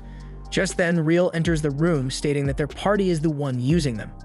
Hans assumes that Real's group must have completed their quest, but Real clarifies that they haven't. He is only here to deliver a black buffalo they hunted along the way. He warns the guildmaster that upcoming escort missions will be dangerous due to an increase in advanced species in the forest. However, the guildmaster remains unfazed, remarking that higher risk means higher rewards. Real shakes his head at the guildmaster's cold attitude and mentions that he will be departing tomorrow morning to rejoin his party. Seeing an opportunity, Takumi offers Real a place to stay at his house, even telling him he can use the bath, so Real happily agrees. But before they part ways, Takumi mentions that he has some business to handle first and offers to give Real his home address, and he will catch up to him later. However, Real simply shrugs and says he'll just tag along. The two of them then head to Papek's company, where Papek readily agrees to lend Takumi a monster horse carriage for his mission. In return, he asks Takumi to wholesale some of the ores he mines, to which Takumi agrees. Papek then eagerly shows off the fridge Takumi made, practically begging him to produce more, completely obsessed with the invention. Meanwhile, back at Takumi's house, Sophia is growing anxious. She paces around, worried that her master still hasn't returned home. Thoughts race through her mind, wondering if something bad has happened to him, and she deeply regrets not accompanying him on his excursion. As night falls, Takumi and Real finally make their way back to the mansion, frustrated that they weren't able to find any blacksmiths skilled in working with mithril. Takumi mentions that they managed to visit everyone on the list except for one, as his shop was closed. Just then, they come across a hooded figure blocking their path. Real immediately senses a dangerous aura radiating from the figure and instinctively tries to pull Takumi away, but before they can escape, the figure moves to intercept them with a swift kick to Real's head. To their shock, the hooded person reveals themselves. It's Sophia. Mistaking Real for a kidnapper, she lunges at him with full intent to kill, but Takumi quickly steps in to stop her. After a tense moment, he explains the situation and Sophia immediately apologizes. Real, still shaken, shrugs it off, but now has a mountain of questions about Takumi's life. When they finally arrive at the mansion, Real is taken aback by the number of girls living in Takumi's house. He eyes them all suspiciously and wonders what kind of wild life his friend is leading. Takumi casually explains that he needed help around the house, so he bought some slaves. As Real processes this, his attention shifts to Maple, who has now evolved into an Araxian. Excitedly, he asks if she remembers him, only for Maple to glare at him with pure hatred, completely crushing his fragile heart. Real groans about how unfair life is, lamenting that Takumi is surrounded by beautiful women, while he remains the only single member of his party. Takumi, trying to console him, reassures him that none of these girls are his girlfriends. So this gives Real a sudden boost of confidence, prompting him to boldly ask both Maria and Sophia out on a date. However, they shut him down immediately, stating that they have dedicated their lives to Takumi. Takumi then just tells him to take a damn bath, and later we see Real pathetically bathing with tears in his eyes. Meanwhile, Takumi and the others gather for a strategy meeting. Sophia agrees with Takumi's plan to take down some trance, mentioning that she is also fine with exterminating monsters in the mine to collect ores. The group reaffirms their commitment to the mission, promising to do their best. Takumi nods, telling them that they will depart in 3 days. With that in mind, he decides that he needs to forge better equipment for his party before they set out. The next morning, Real leaves the mansion, and afterward, Takumi examines the mana-draining sword he obtained from the Goblin Emperor. He discovers that it's made of tungsten carbide, an incredibly hard substance, and realizes that the weapon is far too large to be practical for a human. Deciding to repropose it, he attempts to melt it down, but the sword resists his efforts. After a great deal of perseverance, he finally manages to forge the massive blade into 2 human-sized swords. Noting that the blade absorbs an opponent's mana to become sharper and stronger, he decides to gift one to Sophia. 3 days later, Takumi and his group prepare to depart for Horace. Payback informs him that the client for the escort mission is already inside the carriage. Introducing himself, Takumi meets Gambo the blacksmith, who will be accompanying them. With everything set, they set off on their journey. Back at the guild, the guildmaster receives urgent news from the Horace Guild that monster activity in the forest has significantly increased. However, he realizes that it's too late to act, as Takumi's party has already left for the Forest of Death. so he hopes they don't run into any advanced species, knowing how dangerous the journey could become. Meanwhile, Takumi and the others continue onward, unaware of the looming threat. Meanwhile, back in the royal capital, a messenger from the palace meets with Pepek, expressing gratitude for the toilets he provided to the king. The official informs him that they are considering implementing them throughout the capital, believing this innovation will completely resolve their long-standing sewage problems. Pepek is pleased to hear this, but the official then warns him that word of this advancement has spread far, even reaching the Holy Sidonia Empire. Given their reputation, the empire is likely to take action. Fast-forwarding a year into the future, we see that both Yamato and Akira have grown into formidable fighters, impressing those around them with their rapid development. However, Akane remains skeptical of Elizabeth, keeping a watchful eye on her. Returning to Takumi's group, they make a stop near the Forest of Death. Takumi casts a protective barrier around their camp and instructs Gambo to stay inside while they deal with the trance. The scene then shifts to them deep in the Forest of Death, where Takumi asks Sophia how to tell the difference between a treant and a regular tree. Sophia explains that he needs to focus and sense their magic while observing their surroundings. She then points at one, revealing it to be a treant, and Takumi immediately charges at it. He tries to strike him with its roots, but Maple and the others step in to cover him. Seizing the opportunity, he thrusts his spear into the monster, bringing it down and leveling up both his axemanship and logging skills. Thinking these creatures are weak, Takumi assumes this will be an easy task. However, Sophia warns him that they are surrounded and suggests using magic to take them down more efficiently. The team unleashes their spells, cutting and burning through the treants, and as the battle rages on, Takumi levels up several of his skills. Suddenly, an elder treant appears, significantly stronger than the rest. The girls attack, but their strikes have no lasting effect as the monster regenerates instantly. Seeing this, Sophia tells Takumi they must take it down in a single decisive strike.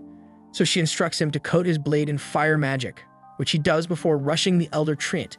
Dodging its attacks, he lands a direct strike to its eye, dealing a fatal blow. With that, the creature is finally defeated, and Takumi's skills level up again. Takumi then notices a strange fruit on the ground and is surprised to learn that treants bear fruit. Sophia identifies them as miracle apples, an extremely rare find. So Takumi suggests they take them home, and Maria, excited, announces her plans to bake an apple pie. Later, the group arrives in Horace and heads straight to the Adventurers Guild. Takumi decides to take a quest to hunt iron moles in order to gain entry to the mine. Soon after, we see the party mining alongside Gambo. Takumi successfully unearths some mithril, and Gambo directs him to a spot containing adamantite ore. Gambo is amazed at Takumi's luck, as it's rare to find such valuable materials on a first mining expedition. Just then, an iron mole suddenly emerges from the ground, and without hesitation, Takumi blinds it using his light magic, allowing Sophia to swiftly finish it off. The others marvel at how effortlessly he took down the creature, and Takumi explains that he figured light magic would work since iron moles thrive in darkness. Sophia is still surprised by how easy it was, while Maria pouts, disappointed that she didn't get to contribute in any shit. With their quest complete, they mine a massive load of ore before returning to Bolton. The next day, Takumi visits Gambo's shop, eager to learn the basics of synthesizing and forging mithril and adamantite alloys. Gambo agrees to teach him and starts by having Takumi forge a mithril knife. Afterward, Takumi upgrades the girls' armor using the high-quality materials he obtained, ensuring they are better prepared for future battles. The scene then shifts to the girls trying on their new armor, utterly speechless at the number of unique skills and enchantments infused within them. Sophia's armor is imbued with wind and water elements, while Maria's carries fire and earth attributes. Takumi explains that to embed their elemental affinities into the armor, he had to saturate magic stones with his mana until they turned blue. Curious, Maria asks Takumi how he enhanced his thunderclap skill, and he proudly reveals that he enchanted it with enhanced agility, making him significantly faster. To demonstrate, he takes off at high speed, but loses control and crashes straight into the wall. The girls, wanting to spare him the embarrassment, pretend not to have seen anything, while Takumi realizes he needs to get used to his newfound speed. Next, he presents Maria with her new spear, Explode, which can fire fireballs, while Sophia receives Tempest, a spear that releases wind energy. She then tells Takumi that if he ever finds himself in danger, she wants to be the one to protect him, even at the cost of her life, so she asks him to craft a shield for her so she can guard him more effectively. Moved by her dedication, Takumi agrees to make a shield for her, but he gently reminds her to value her own life as well. Meanwhile, Lady Nolan observes Takumi from afar, but when she turns her vision toward Akira and Yamato, she sees an ominous scene unfold. The story then jumps 1 year into the future, revealing that in the Holy Empire of Sidonia, the heroes are preparing to march into the Kingdom of Somandor. The Emperor entrusts them with the mission, and the heroes swear to do everything in their power for the sake of the world's peace. Back in the present, Takumi finally completes the shield, but the effort has completely drained him. Sophia, watching him from a nearby window, feels guilty for requesting the shield, seeing how exhausted he is. She begins to think that Takumi would have an easier time if he had someone to assist him in his workshop. Meanwhile, in the royal capital of Bakulatos in the kingdom of Barkula, the king receives an urgent letter. It reveals that the Holy Empire of Sidonia has learned about the purification magic and is demanding further details. The advisor from earlier speculates that another messenger may arrive within days, but the king grimly notes that despite the polite wording, this is nothing short of a veiled threat. The scene then shifts to a meeting between a representative from Sidonia and the king of Barkula. The envoy reveals that whispers have spread about the use of a mystical device to cleanse their sewers. He explains that the Church of Divine Light has formally appealed to Sidonia's pope, insisting that light magic is a divine endowment meant exclusively for their church. In other words, the power of purification magic is claimed as the church's rightful domain. The king feigns ignorance and asks what exactly that implies. The messenger elaborates that the pope demands the transfer of the purification magic circle and its patent to the church. The king retorts that if this power truly comes from God, then the church ought to be able to craft its own magic circle without external assistance.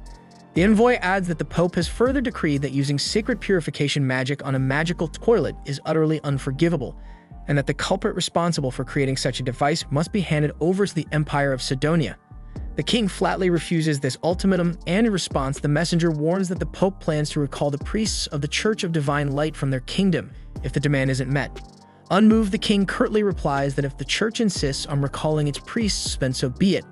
The narrative then cuts to Papek informing Takumi of the unfolding drama. Takumi is astonished that the king would adopt such a severe stance towards Sidonia's emissaries solely for him. Papek reassures him that it isn't a major problem, but Takumi points out that such actions might turn the church against them. Papek then reveals that within this kingdom there exists another religious faction besides the Church of Divine Light, a fact that catches Takumi's attention as he deduces that he must be referring to the Church of Creation. Papek is surprised that Takumi is aware of this alternative faith and goes on to explain that the Church of Creation venerates Lady Nolan. Curious, Takumi asks which deity the Church of Divine Light worships, and Papek responds that they revere a god known as Anat. Shifting the conversation, Papek notes that the kingdom of Barkula prides itself on religious freedom, which has allowed the long-established Church of Creation to amass many followers. Unlike the Church of Divine Light, whose priests demand exorbitant fees for their recovery magic, the clergy of the Church of Creation performs similar feats merely as a gesture of goodwill. Realizing the implications, Takumi concludes that the Church of Divine Light is being bolstered by the Holy Empire of Sidonia, and he wisely decides that it would be best for him to steer clear of getting entangled with them. Papek then informs Takumi that he's actually here today with a special request. He explains that through Marquis Godwin, he had offered the king some samples of his innovative toilets and refrigerators, and in return, the king has requested a meeting with Takumi. Takumi is taken aback by this news, and Papek adds that although the king won't be angry if Takumi declines, his pleading puppy dog eyes tend to sway decisions regardless. Later, Takumi gathers his slaves and announces that he will be heading to the royal capital of Bakulatos, asking if any of them would like to accompany him. Excited at the prospect of visiting the capital for the first time, they all agree, and Takumi informs them that they'll be departing in a week, advising them to prepare in the meantime. Maria wonders aloud how long the journey will take, and Takumi explains that if they ride monster horses, it should take about a week, so Maria immediately points out that such a trip would require plenty of food. Leaving the logistics to Maria, Takumi then mentions that he plans to craft new cloaks for the group while they wait. Curious, the others ask why, and he reveals that Papek has secured some dark elemental magic stones for him. With these stones, he can enchant the cloaks to block perception, a feature that Sophia praises as being especially useful in combat. Takumi also notes that the cloaks will help the girls avoid unwanted attention from unsavory perverted characters in town. The scene then shifts to the two girls out shopping in town. Maria remarks that Takumi isn't valuing himself as highly as he should, and Sophia agrees, even beginning to list all of his admirable qualities. Surprised by how well she seems to know their master, Maria teases Sophia about it. Embarrassed, Sophia quickly changes the subject, making it clear to Maria that she's totally smitten. The scene then shifts to Takumi kneeling in a quiet church as he prays to Lady Nolan. She greets him, inquiring where his offering is, and he beams at the sight of her once again. Aware that his journey to the capital is imminent, she asks if he has come to seek safe passage, and she requests that he present her offering. Takumi, however, insists on having some questions answered first. He asks her whether Anat exists as a supreme being distinct from her. and with an air of quiet authority, she declares that she is the sole supreme entity, leaving him to wonder who or what Anat might be. Offering only vague reassurances that he will come to understand in time, she leaves him still curious, especially as the Empire of Sidonia appears to be encroaching ever closer. Takumi recalls her earlier words about her blessings being conditional upon his actions and asks if Sidonia's interference is linked to that very clause. She dismisses his query, reminding him that it is precisely Sidonia that brought him here, a matter far beyond the scope of a mere blessing. The young mage then recalls rumors of heroes summoned by Sidonia and presses her for news, noting that he has heard nothing of them since his arrival in this world. Lady Nolan then reveals a startling truth. She has actually sent him back in time by 1 year, meaning the heroes have yet to be summoned. Takumi is puzzled by this intricate twist, and when he persists with his barrage of questions, she curtly tells him that time is up. Before he can continue, Lady Nolan strikes him, and he loses consciousness, awakening later in the real world. He reflects that she must have been evading his inquiries, but he shrugs it off as he has no real desire to meet these heroes anyway. The narrative then jumps forward 10 months into the future within the Holy Empire of Sidonia. Their Akira is shown training diligently with his sword, having honed his skills considerably, while Akane and Yamato watch his progress with admiration. Back to the present, and we see Takumi presenting the new cloaks to the girls. Maple immediately notices that the cloaks perfectly complement his attire, while Sophia initially remarks that the matching ensemble is a bit too bold, so Takumi wonders if perhaps she dislikes the look. However, Sophia quickly assures him that she loves it, much to his relief and delight. Later, we learn that Takumi plans to build his own carriage rather than borrowing one from the guild, aiming for greater comfort. He explains that although he can construct a carriage, they lack a monster horse, so he initially considers borrowing one from the guild. However, Maria steps in and reminds him that this town is known as the City of Adventurers for a reason. She recalls the perils of the Forest of Death and warns him that many dangerous areas with lurking monsters exist. In her view, there are not only monster horses but also unicorns and drake horses, creatures that are both faster and sturdier. The scene then shifts to the forest surrounding the city, where Takumi ponders whether drake horses are truly swifter than monster horses. Sophia confirms that they are and even add that they possess superior stamina. Curious, Takumi asks if this speed is due to their being of a dragon type, to which Maria clarifies that while they aren't actually dragons, they do resemble normal horses, except they sport a horn and are covered in scales reminiscent of a dragon's hide. Realizing this is the origin of their name, Takumi nods in understanding, and Maple becomes excited at the thought of finally having a monster friend. Suddenly, Takumi and the others encounter a bush wolf that dashes right past them. Sophia looks puzzled, and Takumi attributes the wolf's failure to detect them to the effectiveness of their new cloaks. While he praises the cloaks for keeping them hidden, Sophia removes hers, arguing that they need to engage in combat to train and strengthen themselves. The narrative then transitions to a scene of Sophia defeating a boar, prompting Maria to remark that they've now got extra meat. Maple urges them to hurry up, and Takumi soon spots a fallen tree. Recognizing its value, he decides to salvage it for its wood, which he intends to use in building the carriage, especially since he had been considering buying some from Papek. Despite Maple's impatient protests for them to speed things along, Takumi and the others set about chopping up the meat and collecting the wood. Irritated, Maple storms off on her own, dashing through the forest and noting the numerous dead trees scattered about. As she ventures further, she senses something ahead and soon discovers an injured drake horse. The creature throws his magic at her, but she deftly dodges the attack, a move that reminds her of the time when she was injured and Takumi had helped her. In that moment, she tells the drake horse that her master is truly exceptional at healing, but just then 2 giant ants begin to approach them. Maple notices that the giant ants are the very threat afflicting the drake horse, and she swiftly binds them using her finely spun threads, allowing the drake horse to finish off them. Just as she prepares to leave and summon her master, she suddenly finds herself encircled by a swarm of even larger ants. Desperate, she weaves several layers of her threads into a protective barrier, but the relentless ants begin tearing it apart. Frantically, Maple attempts to reach her master via telepathy, yet no response comes, so she wonders if he's too occupied with chopping wood to notice her distress. And as her concern grows, the drake horse collapses from its injuries. As the ants continue to dismantle her barrier, Maple breaks down in tears, lamenting her master's absence. Just then, the ants finally tear the barrier apart, and Maple instinctively tries to shield the drake horse with her own body. And at that crucial instant, she feels a gentle hand on her head and realizes that her master has arrived. It turns out that the rest of the group has managed to eliminate the invading ants. Maple, still shaken, asks Takumi where he had been, as she had been desperately calling out his name. So he apologizes and explains that her threads had interfered with their telepathic link, but he sensed something was awry when their mana connection dropped, so he followed the trail that she left. He offers a sincere apology for his tardiness, and Maria points out the injured Drake horse. Takumi examines the creature and sees that it has lost consciousness from its wounds, so Maple pleads with him to save the horse. Recognizing that Maple had been trying to protect the animal, Takumi attempts to cast a healing spell on the Drake horse, only to be repelled by its instinctive wariness of humans even in its unconscious state. Realizing that the Drake horse's condition might be fatal if things continue as they are, and with Sophia alerting them to the approach of additional monsters, Takumi has no choice but to retreat both Maple and the horse into his pocket dimension for safety. After he does, Sophia urgently warns him that housing an advanced monster in his pocket dimension without a familiar contract might cause him severe strain. Takumi assures her that he'll be fine, but then when he feels tired, he quickly tries to gulp down a potion to bolster himself, but before he can drink it, he collapses from exhaustion. Later, we see Takumi slumped in his room fast asleep with the girls quietly keeping vigil by his side because he's been out for over 12 hours. Sophia remarks to Maria that Takumi won't wake until he's successfully stabilized his pocket dimension, while Maria wonders why Maple hasn't emerged yet. So Sophia speculates that the Drake horse remains terrified, and as long as Maple keeps the creature confined in the pocket dimension, it will continue to spook it, causing Takumi to slowly wither away.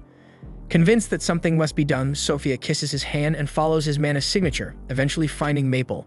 She inquires about the Drake horse's condition, and Maple confirms that it's still trembling in fear. Sophia suggests she might be able to coax the Drake horse out, but cautions that releasing it into an unfamiliar area could confuse the animal. She points out that unless the creature comes out, it won't receive any healing, and Takumi will remain unconscious. To solve the problem, Sophia proposes that Maple recreate the barrier she had previously woven in the forest. Such a shield would conceal the true location of the Drake horse. Maple agrees, then steps into the garden with the Drake horse to form a new protective barrier.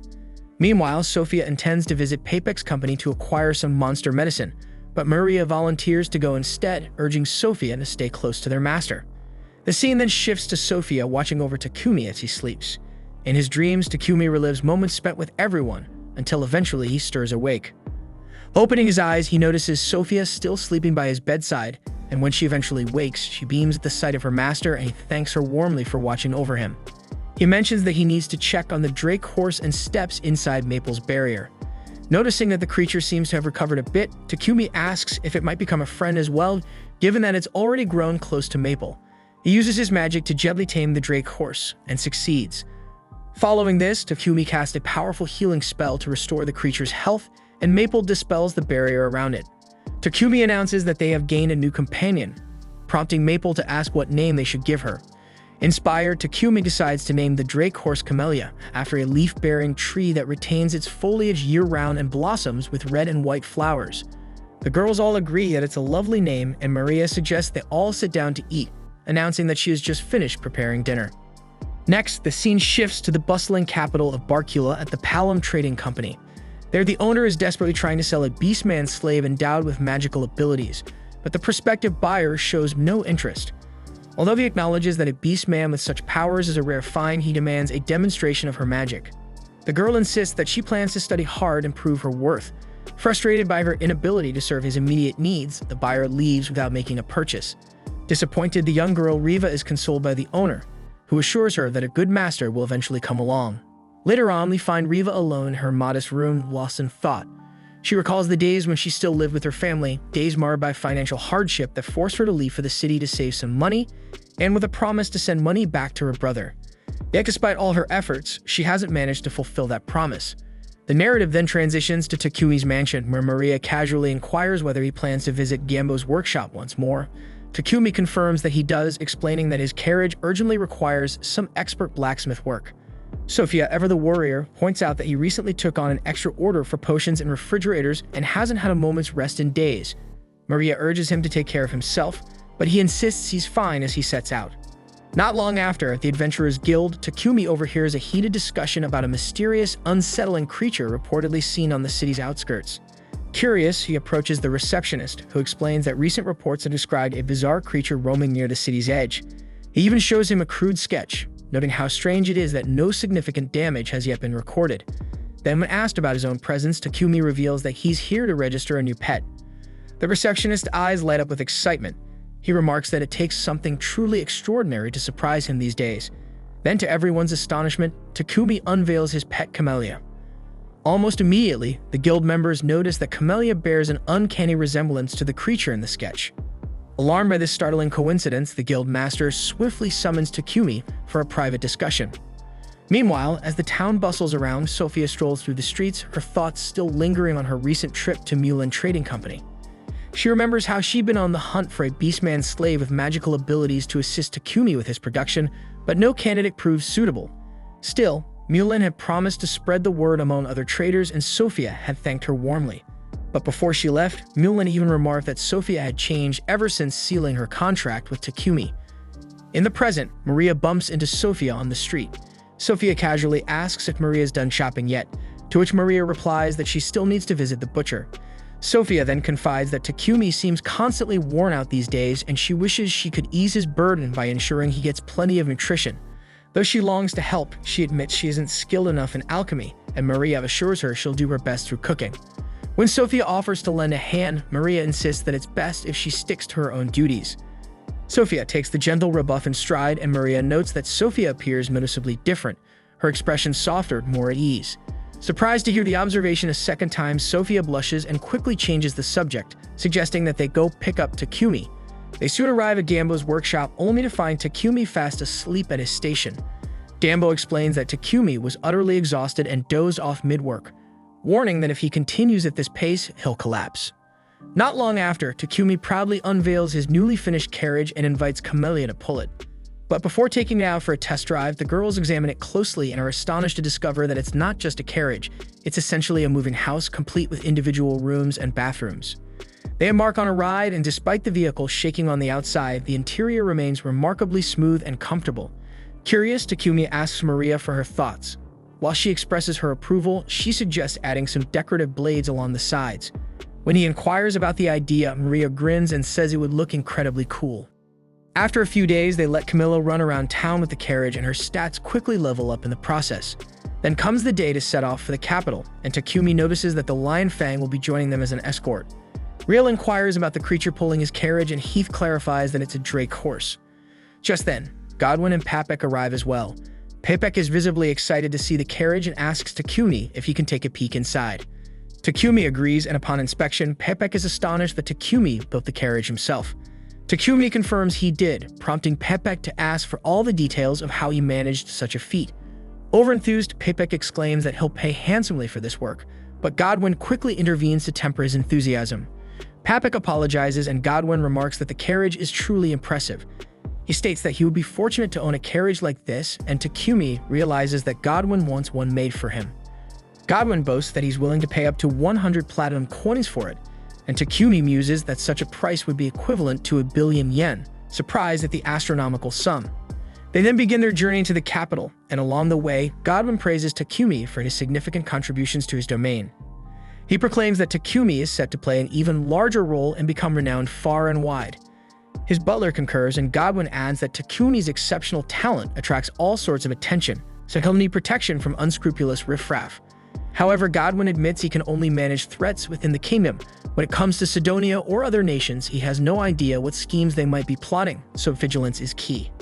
The scene then shifts to Sidonia, several months in the future, where we see Akane reading that the goddess Anat created mankind in her own image and then fashioned the beast men from wild creatures to serve humanity.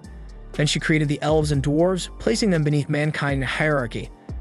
Akane then glances at a slave collar from the beast men displayed in her room and feels a deep sense of disgust. Meanwhile, Takumi and his entourage arrive at the capital of Bakalatos, and Takumi is relieved that they didn't encounter any monster trouble along the way.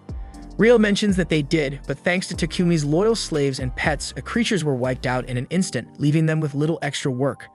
Papek then informs Takumi that he'd like to discuss something with him once they reach the inn. At the inn, Papek reveals to Takumi that he intends to gift the king a carriage similar to Takumi's own masterpiece. He explains that he has already spoken with Godwin about it, and they both agree that presenting such a carriage is the best way to demonstrate Takumi's exceptional talent to the king. With an audience scheduled with the monarch in 5 days, Papek expresses concern that building a carriage in such a short time would be challenging if done in Bolton. He asks Takumi to begin work as soon as they return there.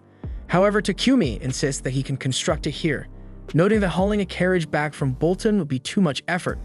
He adds that he can manage with the materials he currently has, but he will need adequate workspace, and Pepek promises to take care of that. Later, Takumi is seen discussing the new project with his slaves. He explains that Pepek has arranged for him to operate out of the garden of the Palom Company. Sophia chimes in, mentioning that she's heard of this company, a reputable slave-trading enterprise run by a man named Burton, and advises that Takumi should secure an assistant to help with the work. Maria then points out that he barely rested before this trip, and now he's diving back into production without a break. She cautions that this is reckless even for him, but Takumi assures them that he isn't truly tired. Sophia is still upbeat about the prospect of working with the Palom Company, suggests that Takumi should purchase another slave. Takumi initially declines, insisting that having just the two he already works with is sufficient. However, Sophia presses on, arguing that since neither of them can assist him with alchemy, an extra hand would be invaluable. In the end, Takumi relents and agrees to buy another slave, and they ask that the new recruit must be a woman, and he accepts this without further protest. The next day, Takumi arrives at the company and asks Burton for a slave who can assist him with his alchemy work. Burton remarks that he's heard Takumi is using alchemy to construct a carriage forged from mithril and adamantite, and he believes such a project requires someone with considerable magical aptitude. Meanwhile, in the company's garden, Maria and Sophia discover that they've lost sight of Maple.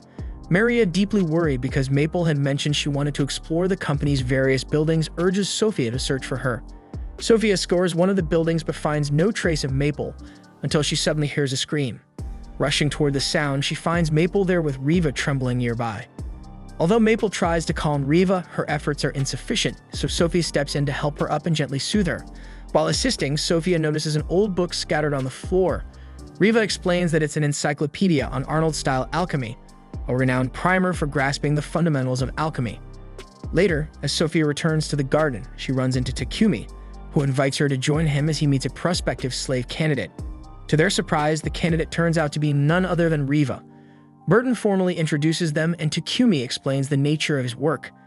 Eager to prove herself this time, Riva admits she's interested in alchemy, though she hesitates as she recalls the harsh words of her previous buyer, revealing that she still feels unsure about her abilities. Sophia then tells Takumi that Riva has been self-studying magic on her own here. Shigam saw Riva earlier, poring over an alchemy book. Sophia tries to recall the title of the book, and in unison, both Riva and Takumi manage to say its name, their shared excitement unmistakable. Burton and Sophia exchange knowing glances, remarking that these two are clearly kindred spirits. Takumi then draws an alchemic circle on a sheet of paper and asks Riva what its purpose is.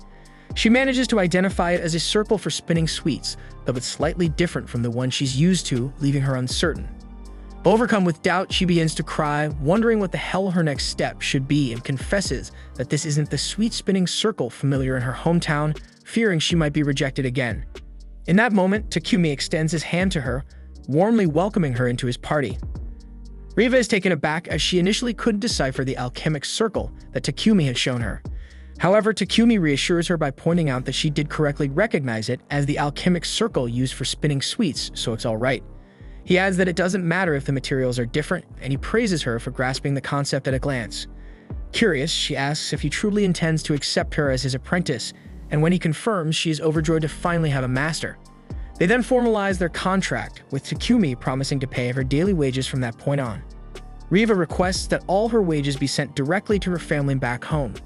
Surprised, Takumi asks if she means every single coin, and she nods, explaining that her family is very poor. She recalls that she once managed to send them a little money by selling herself into slavery, but she's convinced those funds will soon run dry. She confides that she doesn't want her brother to continue living in poverty and wishes to ease her mother's burdens. Takumi warns her that if she sends all her wages home, she might remain a slave forever, yet Sophia interjects that he should honor her request. She assures him that by working for him, Riva will eventually develop enough skill to earn a living on her own, and that serving a kind master indefinitely isn't such a terrible fate. Takumi accepts this reasoning and later introduces Riva to the rest of the team, much to her delight. The scene then shifts to the present in the Holy Empire of Sidonia, where the Emperor learns that the Kingdom of Barcula still refuses to relinquish Takumi, despite having sent 3 missives by now. The Emperor considers that they must be taught a lesson, but Elizabeth intervenes, urging him to hold off on any rash actions until the heroes are summoned in a few months. Still reluctant to let the matter rest, the Emperor presses on, but Elizabeth advises him to harness the power of faith. She explains that they will spread word that someone is disrespecting the Church of Divine Light, a move sure to incite the anger of its faithful. Moreover, she warns that the Church of Divine Light Squadron will not stand idly by when such sacrilege occurs. The scene then shifts to Takumi constructing the frame for his new carriage. Riva watches in awe, remarking how incredible it is that he can use such a complex alchemy circle to synthesize adamantite. Takumi laughs and tells her that it only appears advanced and assures her that she'll be able to create similar circles soon enough. Although Riva hesitates even how sophisticated they look, Takumi emphasizes that the most important trait for an alchemist is to get excited about the process, and she already possesses that spark. Later, we see that the day has come for Takumi to meet the king, and his carriage is finally complete. Then an elderly man approaches to inspect it, asking if it truly belongs to him. Takumi replies that he built it for the king, and the old man is even more impressed than he had heard. Takumi is taken aback when he wonders how the man knows his name, and then Papek and Godwin rush over, referring to the elderly visitor simply as the king. Takumi is shocked to discover that he is indeed in the presence of the king, who bows down to him, and Godwin and Papek follow suit. Godwin comments that he had expected their audience to be held in the grand chamber, while the king explains that he just wanted to thank Takumi without any of the usual formalities, leaving Takumi to wonder what exactly that meant. The king goes on to say that thanks to Takumi's ingenious solution, they now have a fix for the sewage problem that had long plagued the kingdom. Takumi, bowing his head in gratitude, pleads with the king not to overdo the praises. The king then apologizes, explaining that under normal circumstances he would hold a lavish banquet in Takumi's honor, bestowing grand rewards and even a peerage, but that such ostentatious gestures would only attract unwanted attention in Takumi's particular case. Unconcerned with titles or riches, Takumi thanks the king for protecting him from Sidonia, to which the king modestly replies that it was simply his duty.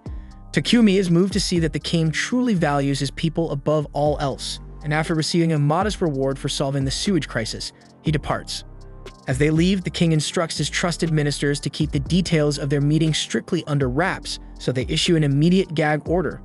Still, they all agree that Takumi's influence is bound to grow, and that his identity might soon become public once the magical devices are exported to other nations. The king admits that this possibility worries him, and he is convinced that the Church of Divine Light will retaliate if the secret ever gets out.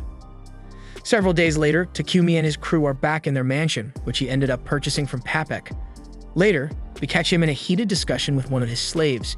He's pissed off that they keep forgoing their wages. Maria tries to calm him down, saying it's fine since he already provides food and other necessities, and she's content with a regular allowance. Sophia echoes her sentiment, but Takumi insists that they should actually take their wages, even if they don't need them, because having some savings is important, especially since their contracts with him will eventually end. Sophia then declared with heartfelt conviction that she plans to serve him forever, convinced he'll kick the bucket before she does, and then she'll guard his grave for the rest of her life.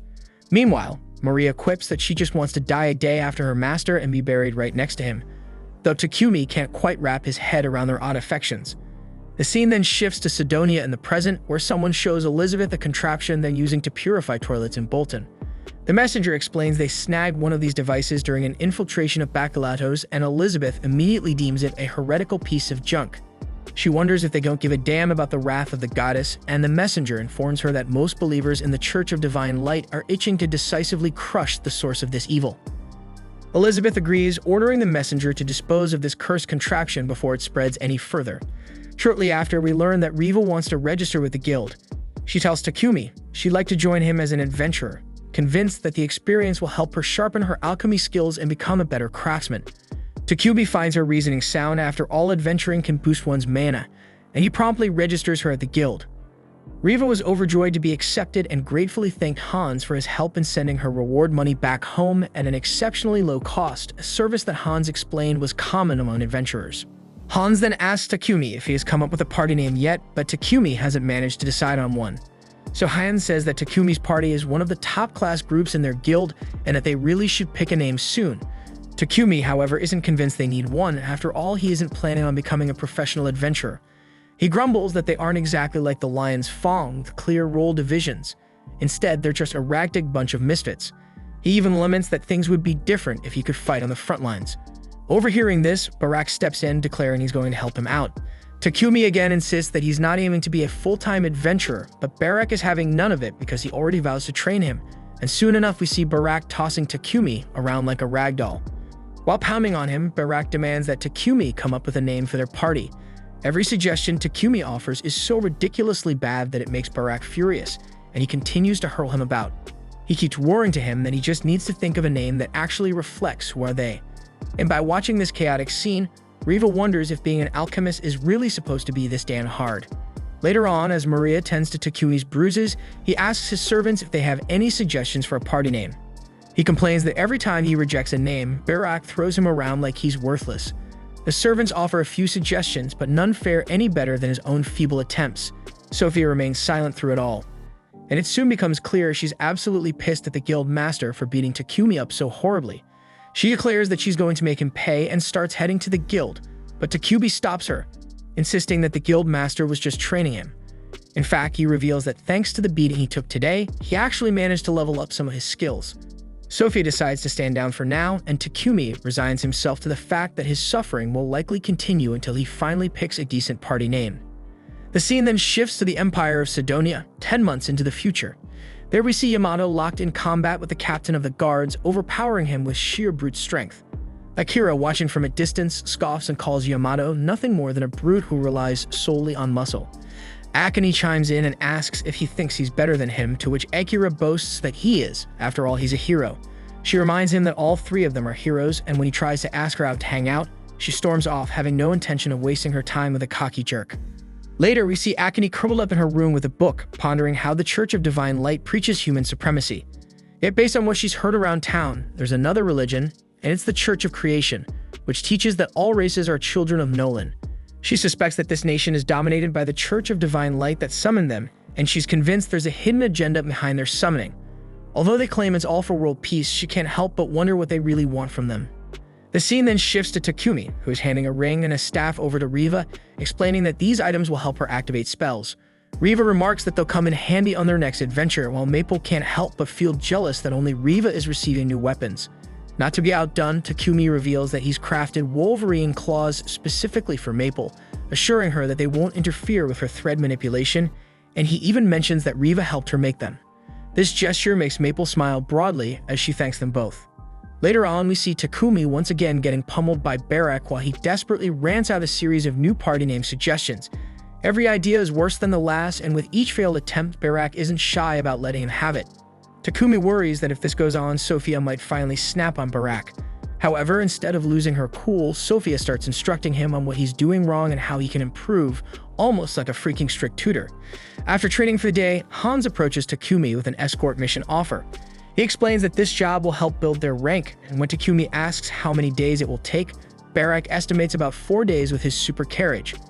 Hans then reveals that the request is actually from Papek Trading Company. Takumi wonders if the Lion's Fong aren't handling this quest, as they usually do escort missions for Papek, but Hans informs him that they're currently on another mission. Realizing that they're acting as backup, Takumi hesitates over accepting the quest, but his slaves insist, so he eventually agrees. They set off, and Hans hopes that by the time they return, they'll have finally settled on a proper party name. Later, we see Takumi and his group escorting Thomas along with several of Papek's shipments. Thomas expresses his relief at having such capable guardians by his side, and Takumi, ever vigilant, hopes that no monster attacks will occur along the way. Thomas adds that, in addition to the toilet, he's delivering a variety of devices this time, and the company president has even instructed them to secure some milk. Takumi is taken aback to learn that milk even exists in this world. Thomas goes on to explain that the town of Kilbus is also famed for another everyday product, which they call cheese. Takumi is surprised once more, and after traveling a bit further, they encounter two rival groups of monsters on the verge of clashing over territory. In a dazzling display of power, Camellia obliterates them all in one swift attack, leading Thomas to remark that such a show would surely keep any further monster trouble at bay. Soon after, they arrive at Kilbus, where Takumi and his team sit down to enjoy a hearty cream stew. As they savor the dish, Takumi muses that while the stew has room for improvement, its nostalgic flavor is undeniable. He reminds everyone that they must purchase both cheese and milk before departing, prompting Sophia to decide to head to the market later that evening. That night, the group gathers to savor cheese with bread, a combination so delicious that Riva insists on sharing it with her mother and little brother. Takumi reflects on how it feels like only a few months have passed since he arrived in this world, yet those months have stretched into years in his heart. He admits that he'll never be able to return to his old life, and he finds himself strangely nostalgic. Perhaps it's the milk and cheese that stir these memories. Curiously, he asks Sophia if they have rice in this world, and she replies that while grain is available in the kingdom of Samandor, rice is not found in Bolton. Maria then says that they were selling some rice in the capital, and Takumi is disappointed that he didn't manage to grab any while he was there. He then asks Sophia if she ever misses her homeland and its food, to which Sophia replies that she prefers the present to dwell on memories of her hometown. She explains that she endured a curse for over 50 years, but forming a contract with him has given her a whole new lease on life, as if he'd finally given wings to a caged bird. She says she only looks forward to the future, not back at the past, and the others nod in agreement. This gives Takumi an idea for their party name, and he declares that their group will be called Wings of Nolan. He explains that by giving each other wings, they can move forward together, so the name suits them perfectly. Everyone likes the name, and 2 nights later, they return to Bolton. As they enter their mansion, Takumi immediately notices a paralyzing poison lingering in the air, and some strange-looking men seize his friends. One of them approaches him with a knife intent on killing him, but Maple swiftly disarms the assailant, and Takumi follows up with a powerful hit to his stomach. The other attacker then lunges at Takumi, but he counters with some new wrestling moves, taking him down quickly before finishing him off with a punch to the guts.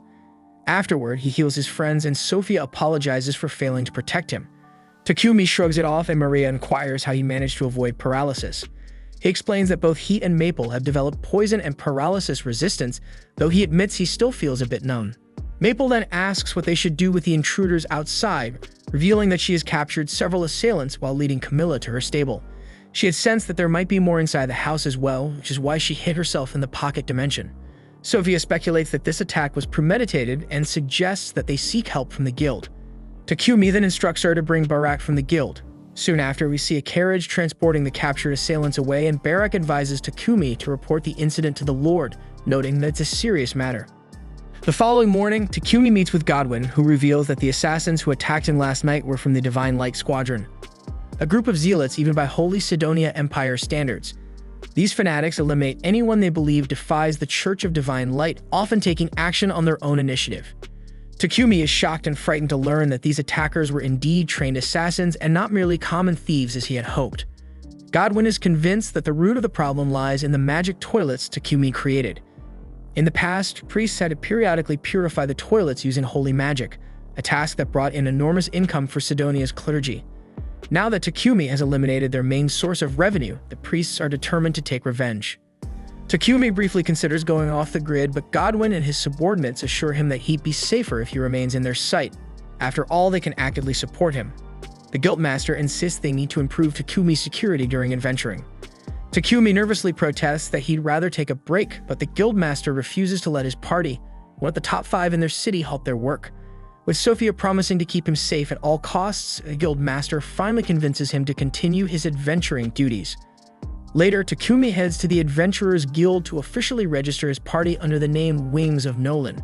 The receptionist compliments the flashy name but warns him to be cautious, noting that rumors are already circulating about someone sending assassins after him, and that many now believe he has a high bounty on his head. That night, Takumi gathers his girls and shares the receptionist's warning. Although he feels guilty about putting them in danger, they confidently assure him that they will protect him with everything they've got. Takumi feels relieved after hearing the reassuring words, but he's determined not to have the girls and the knights devote all their time to guarding him. To solve that problem, he devises an idea to cast a magic barrier around his house that repels anyone not registered with it. He plans to create a magic device to project the barrier and asks Riva to help him. Thinking ahead to their upcoming adventures, Sophia suggests that they add a tank to their party. All the girls chime in, jokingly insisting that they wouldn't let any guy join. After all, the bigger his harem, the prouder they are. Takumi agrees with their suggestions, but he has no clue where to find a female tank or attacker to join their ranks. Sophia then suggests contacting the Mule and Slave Trading Company, as it might be a good starting point.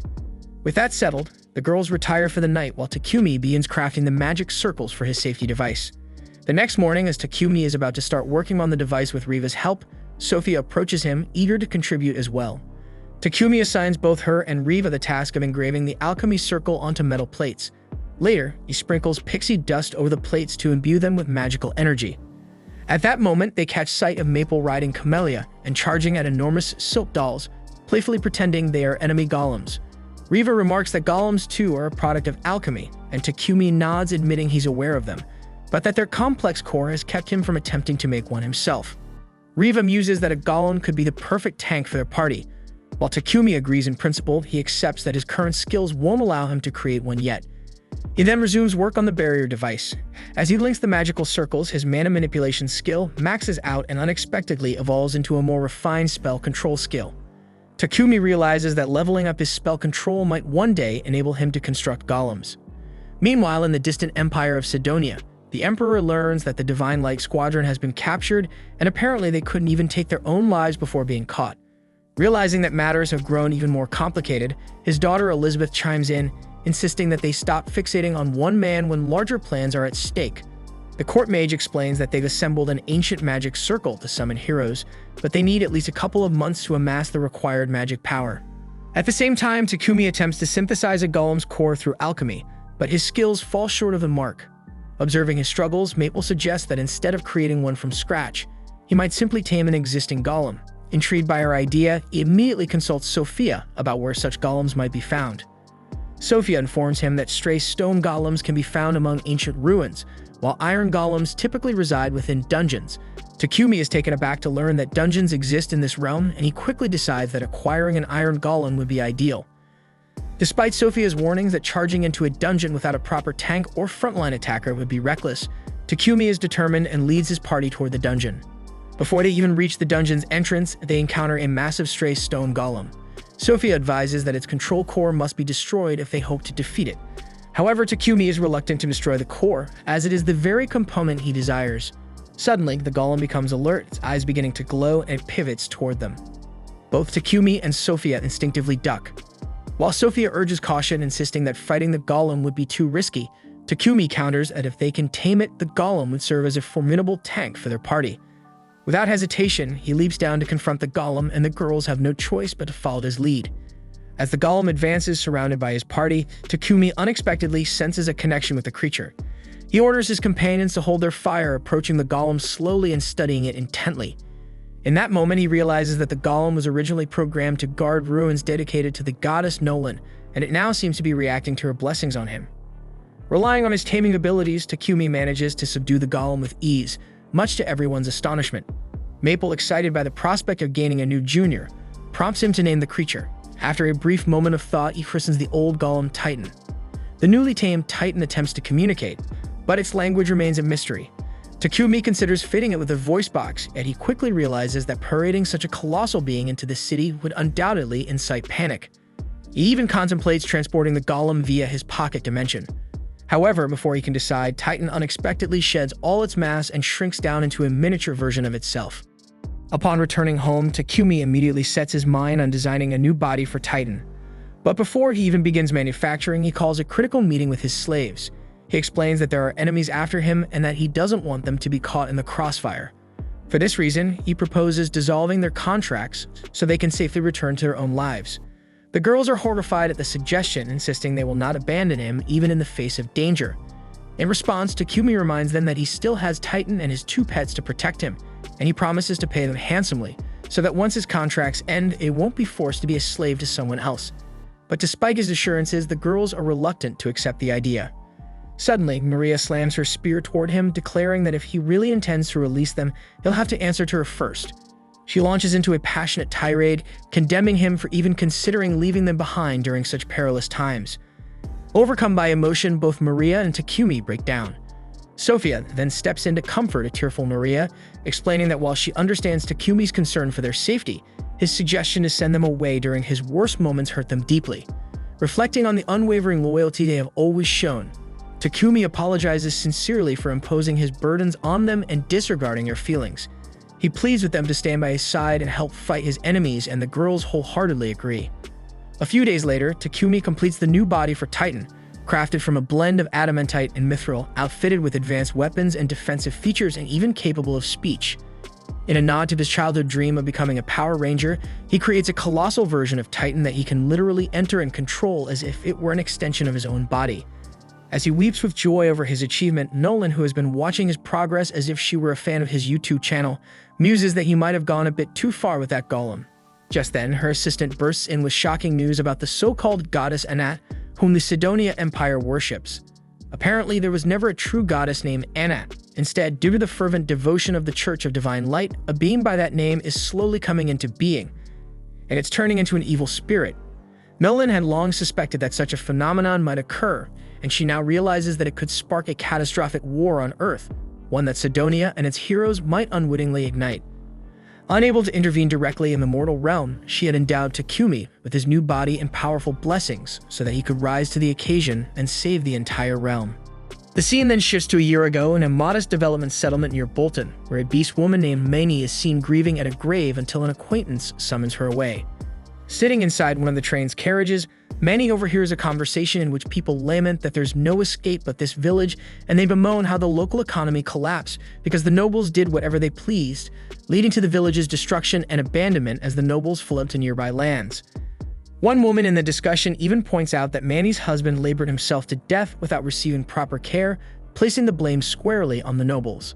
A year after the village was abandoned, Godwin learns that the refugees were kindly taken in by Count Rockford at that time. His two subordinates are incensed by the nobles' pettiness over the matter, but Godwin stresses that they cannot forsake those who have lost their homes.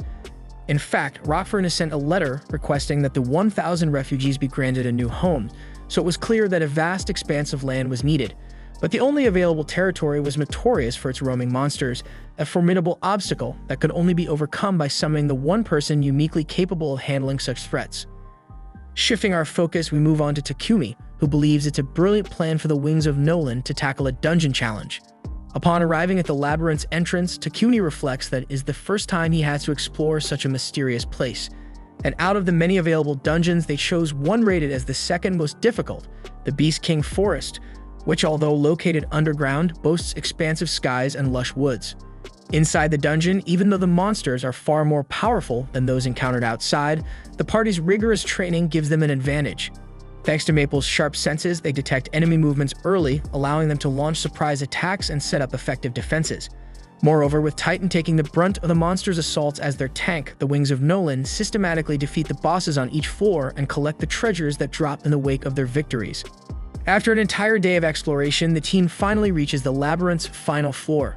Spirits are high as they marvel at having come so far with hardly a scratch on them, and Takumi attributes their success to their careful avoidance of traps.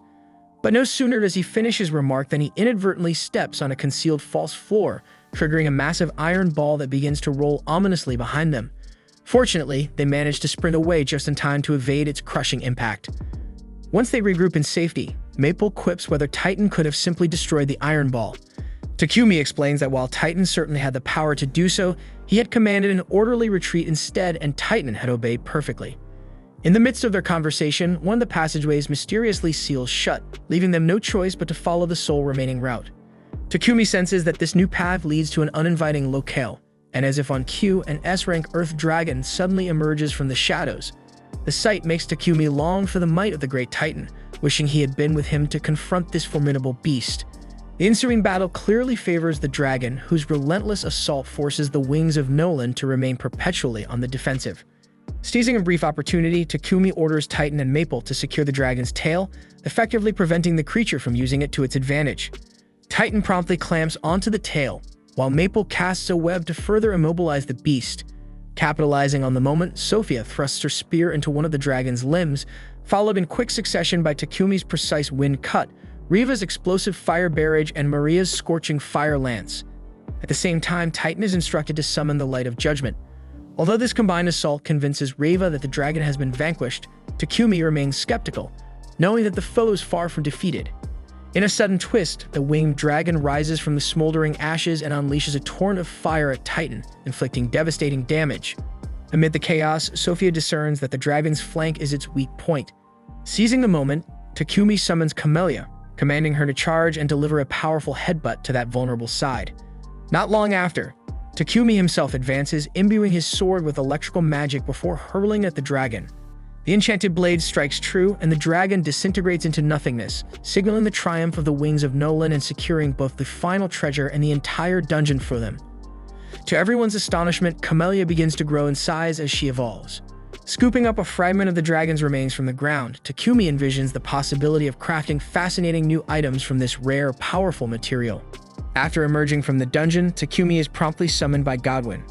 In a private meeting, Godwin explains that in the southern reaches of his domain lie vast untapped lands, and it's a wild frontier abandoned by settlement because monsters roam freely and render the area perilous. He recounts that in the past, the kingdom of Triaria once invaded this region.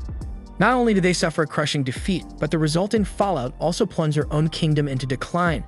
Takumi interjects, mentioning that he's heard the region is rich in unexplored adamantite and mithril. Sensing an opportunity, Godwin suggests that Takumi spearhead the establishment of a new development settlement on this land. He cites the success of Board Village, where Takumi had quickly erected a resilient wall around the territory, as evidence that he is more than capable of replicating such a feat. Godwin's assistant then provides more details, revealing that there is a river and a spring approximately 105 miles south of Bolton. This location, with its dependable water source and relative distance from dangerous monsters, would be an ideal starting point for a new settlement. Meanwhile, Sophia is still deeply concerned about her master's safety due to his ongoing pursuit by the fanatical Divine Light Squadron, expresses her worries. Godwin, aware of the precarious timing, laments that he must press this development project despite the delicate circumstances.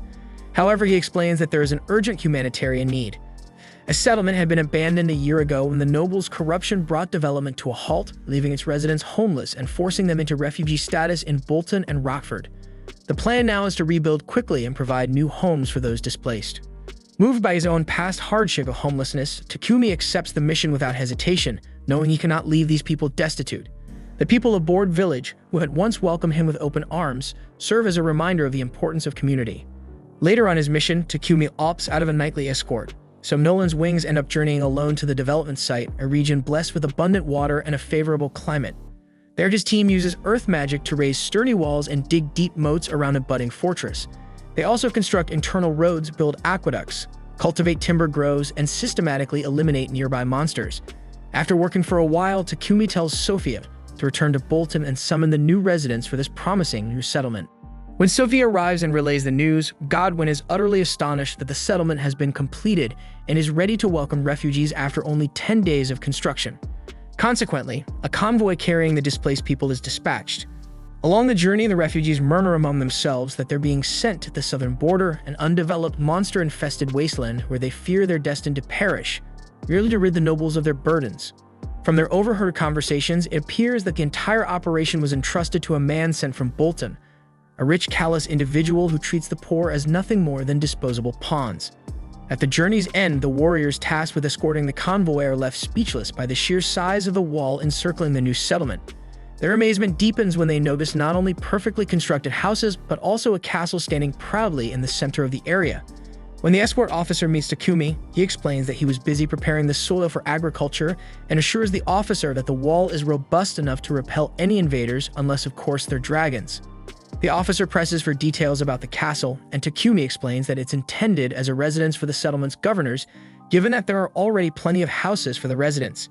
He adds that the settlement includes a barracks for the knights and even a sophisticated sewage system that employs septic tanks alongside magical devices. The officer is incredulous and unable to fathom how this young man managed to develop such an advanced settlement in just over 10 days, and he even accuses Takumi of resorting to magic, an accusation to which Takumi makes no attempt to refute. As the new city is unveiled, a few refugees murmur doubts about whether they can truly thrive there. At the same time, Sophia approaches Mani, puzzled as to why she appears alone in her new home. Mani explains that her husband died back in their old village. So Sophia sympathetically remarks that running a farm solo must be incredibly challenging, and she inquires if Mani might be interested in taking on a different kind of work. When Mani remains silent, Sophia vows to consult her master about potential opportunities. Mani is surprised to learn that Sophia even has a master, and Sophia explains that this master was responsible for constructing the settlement. And given everyone's busy schedule, he might even need someone to handle cooking or similar tasks.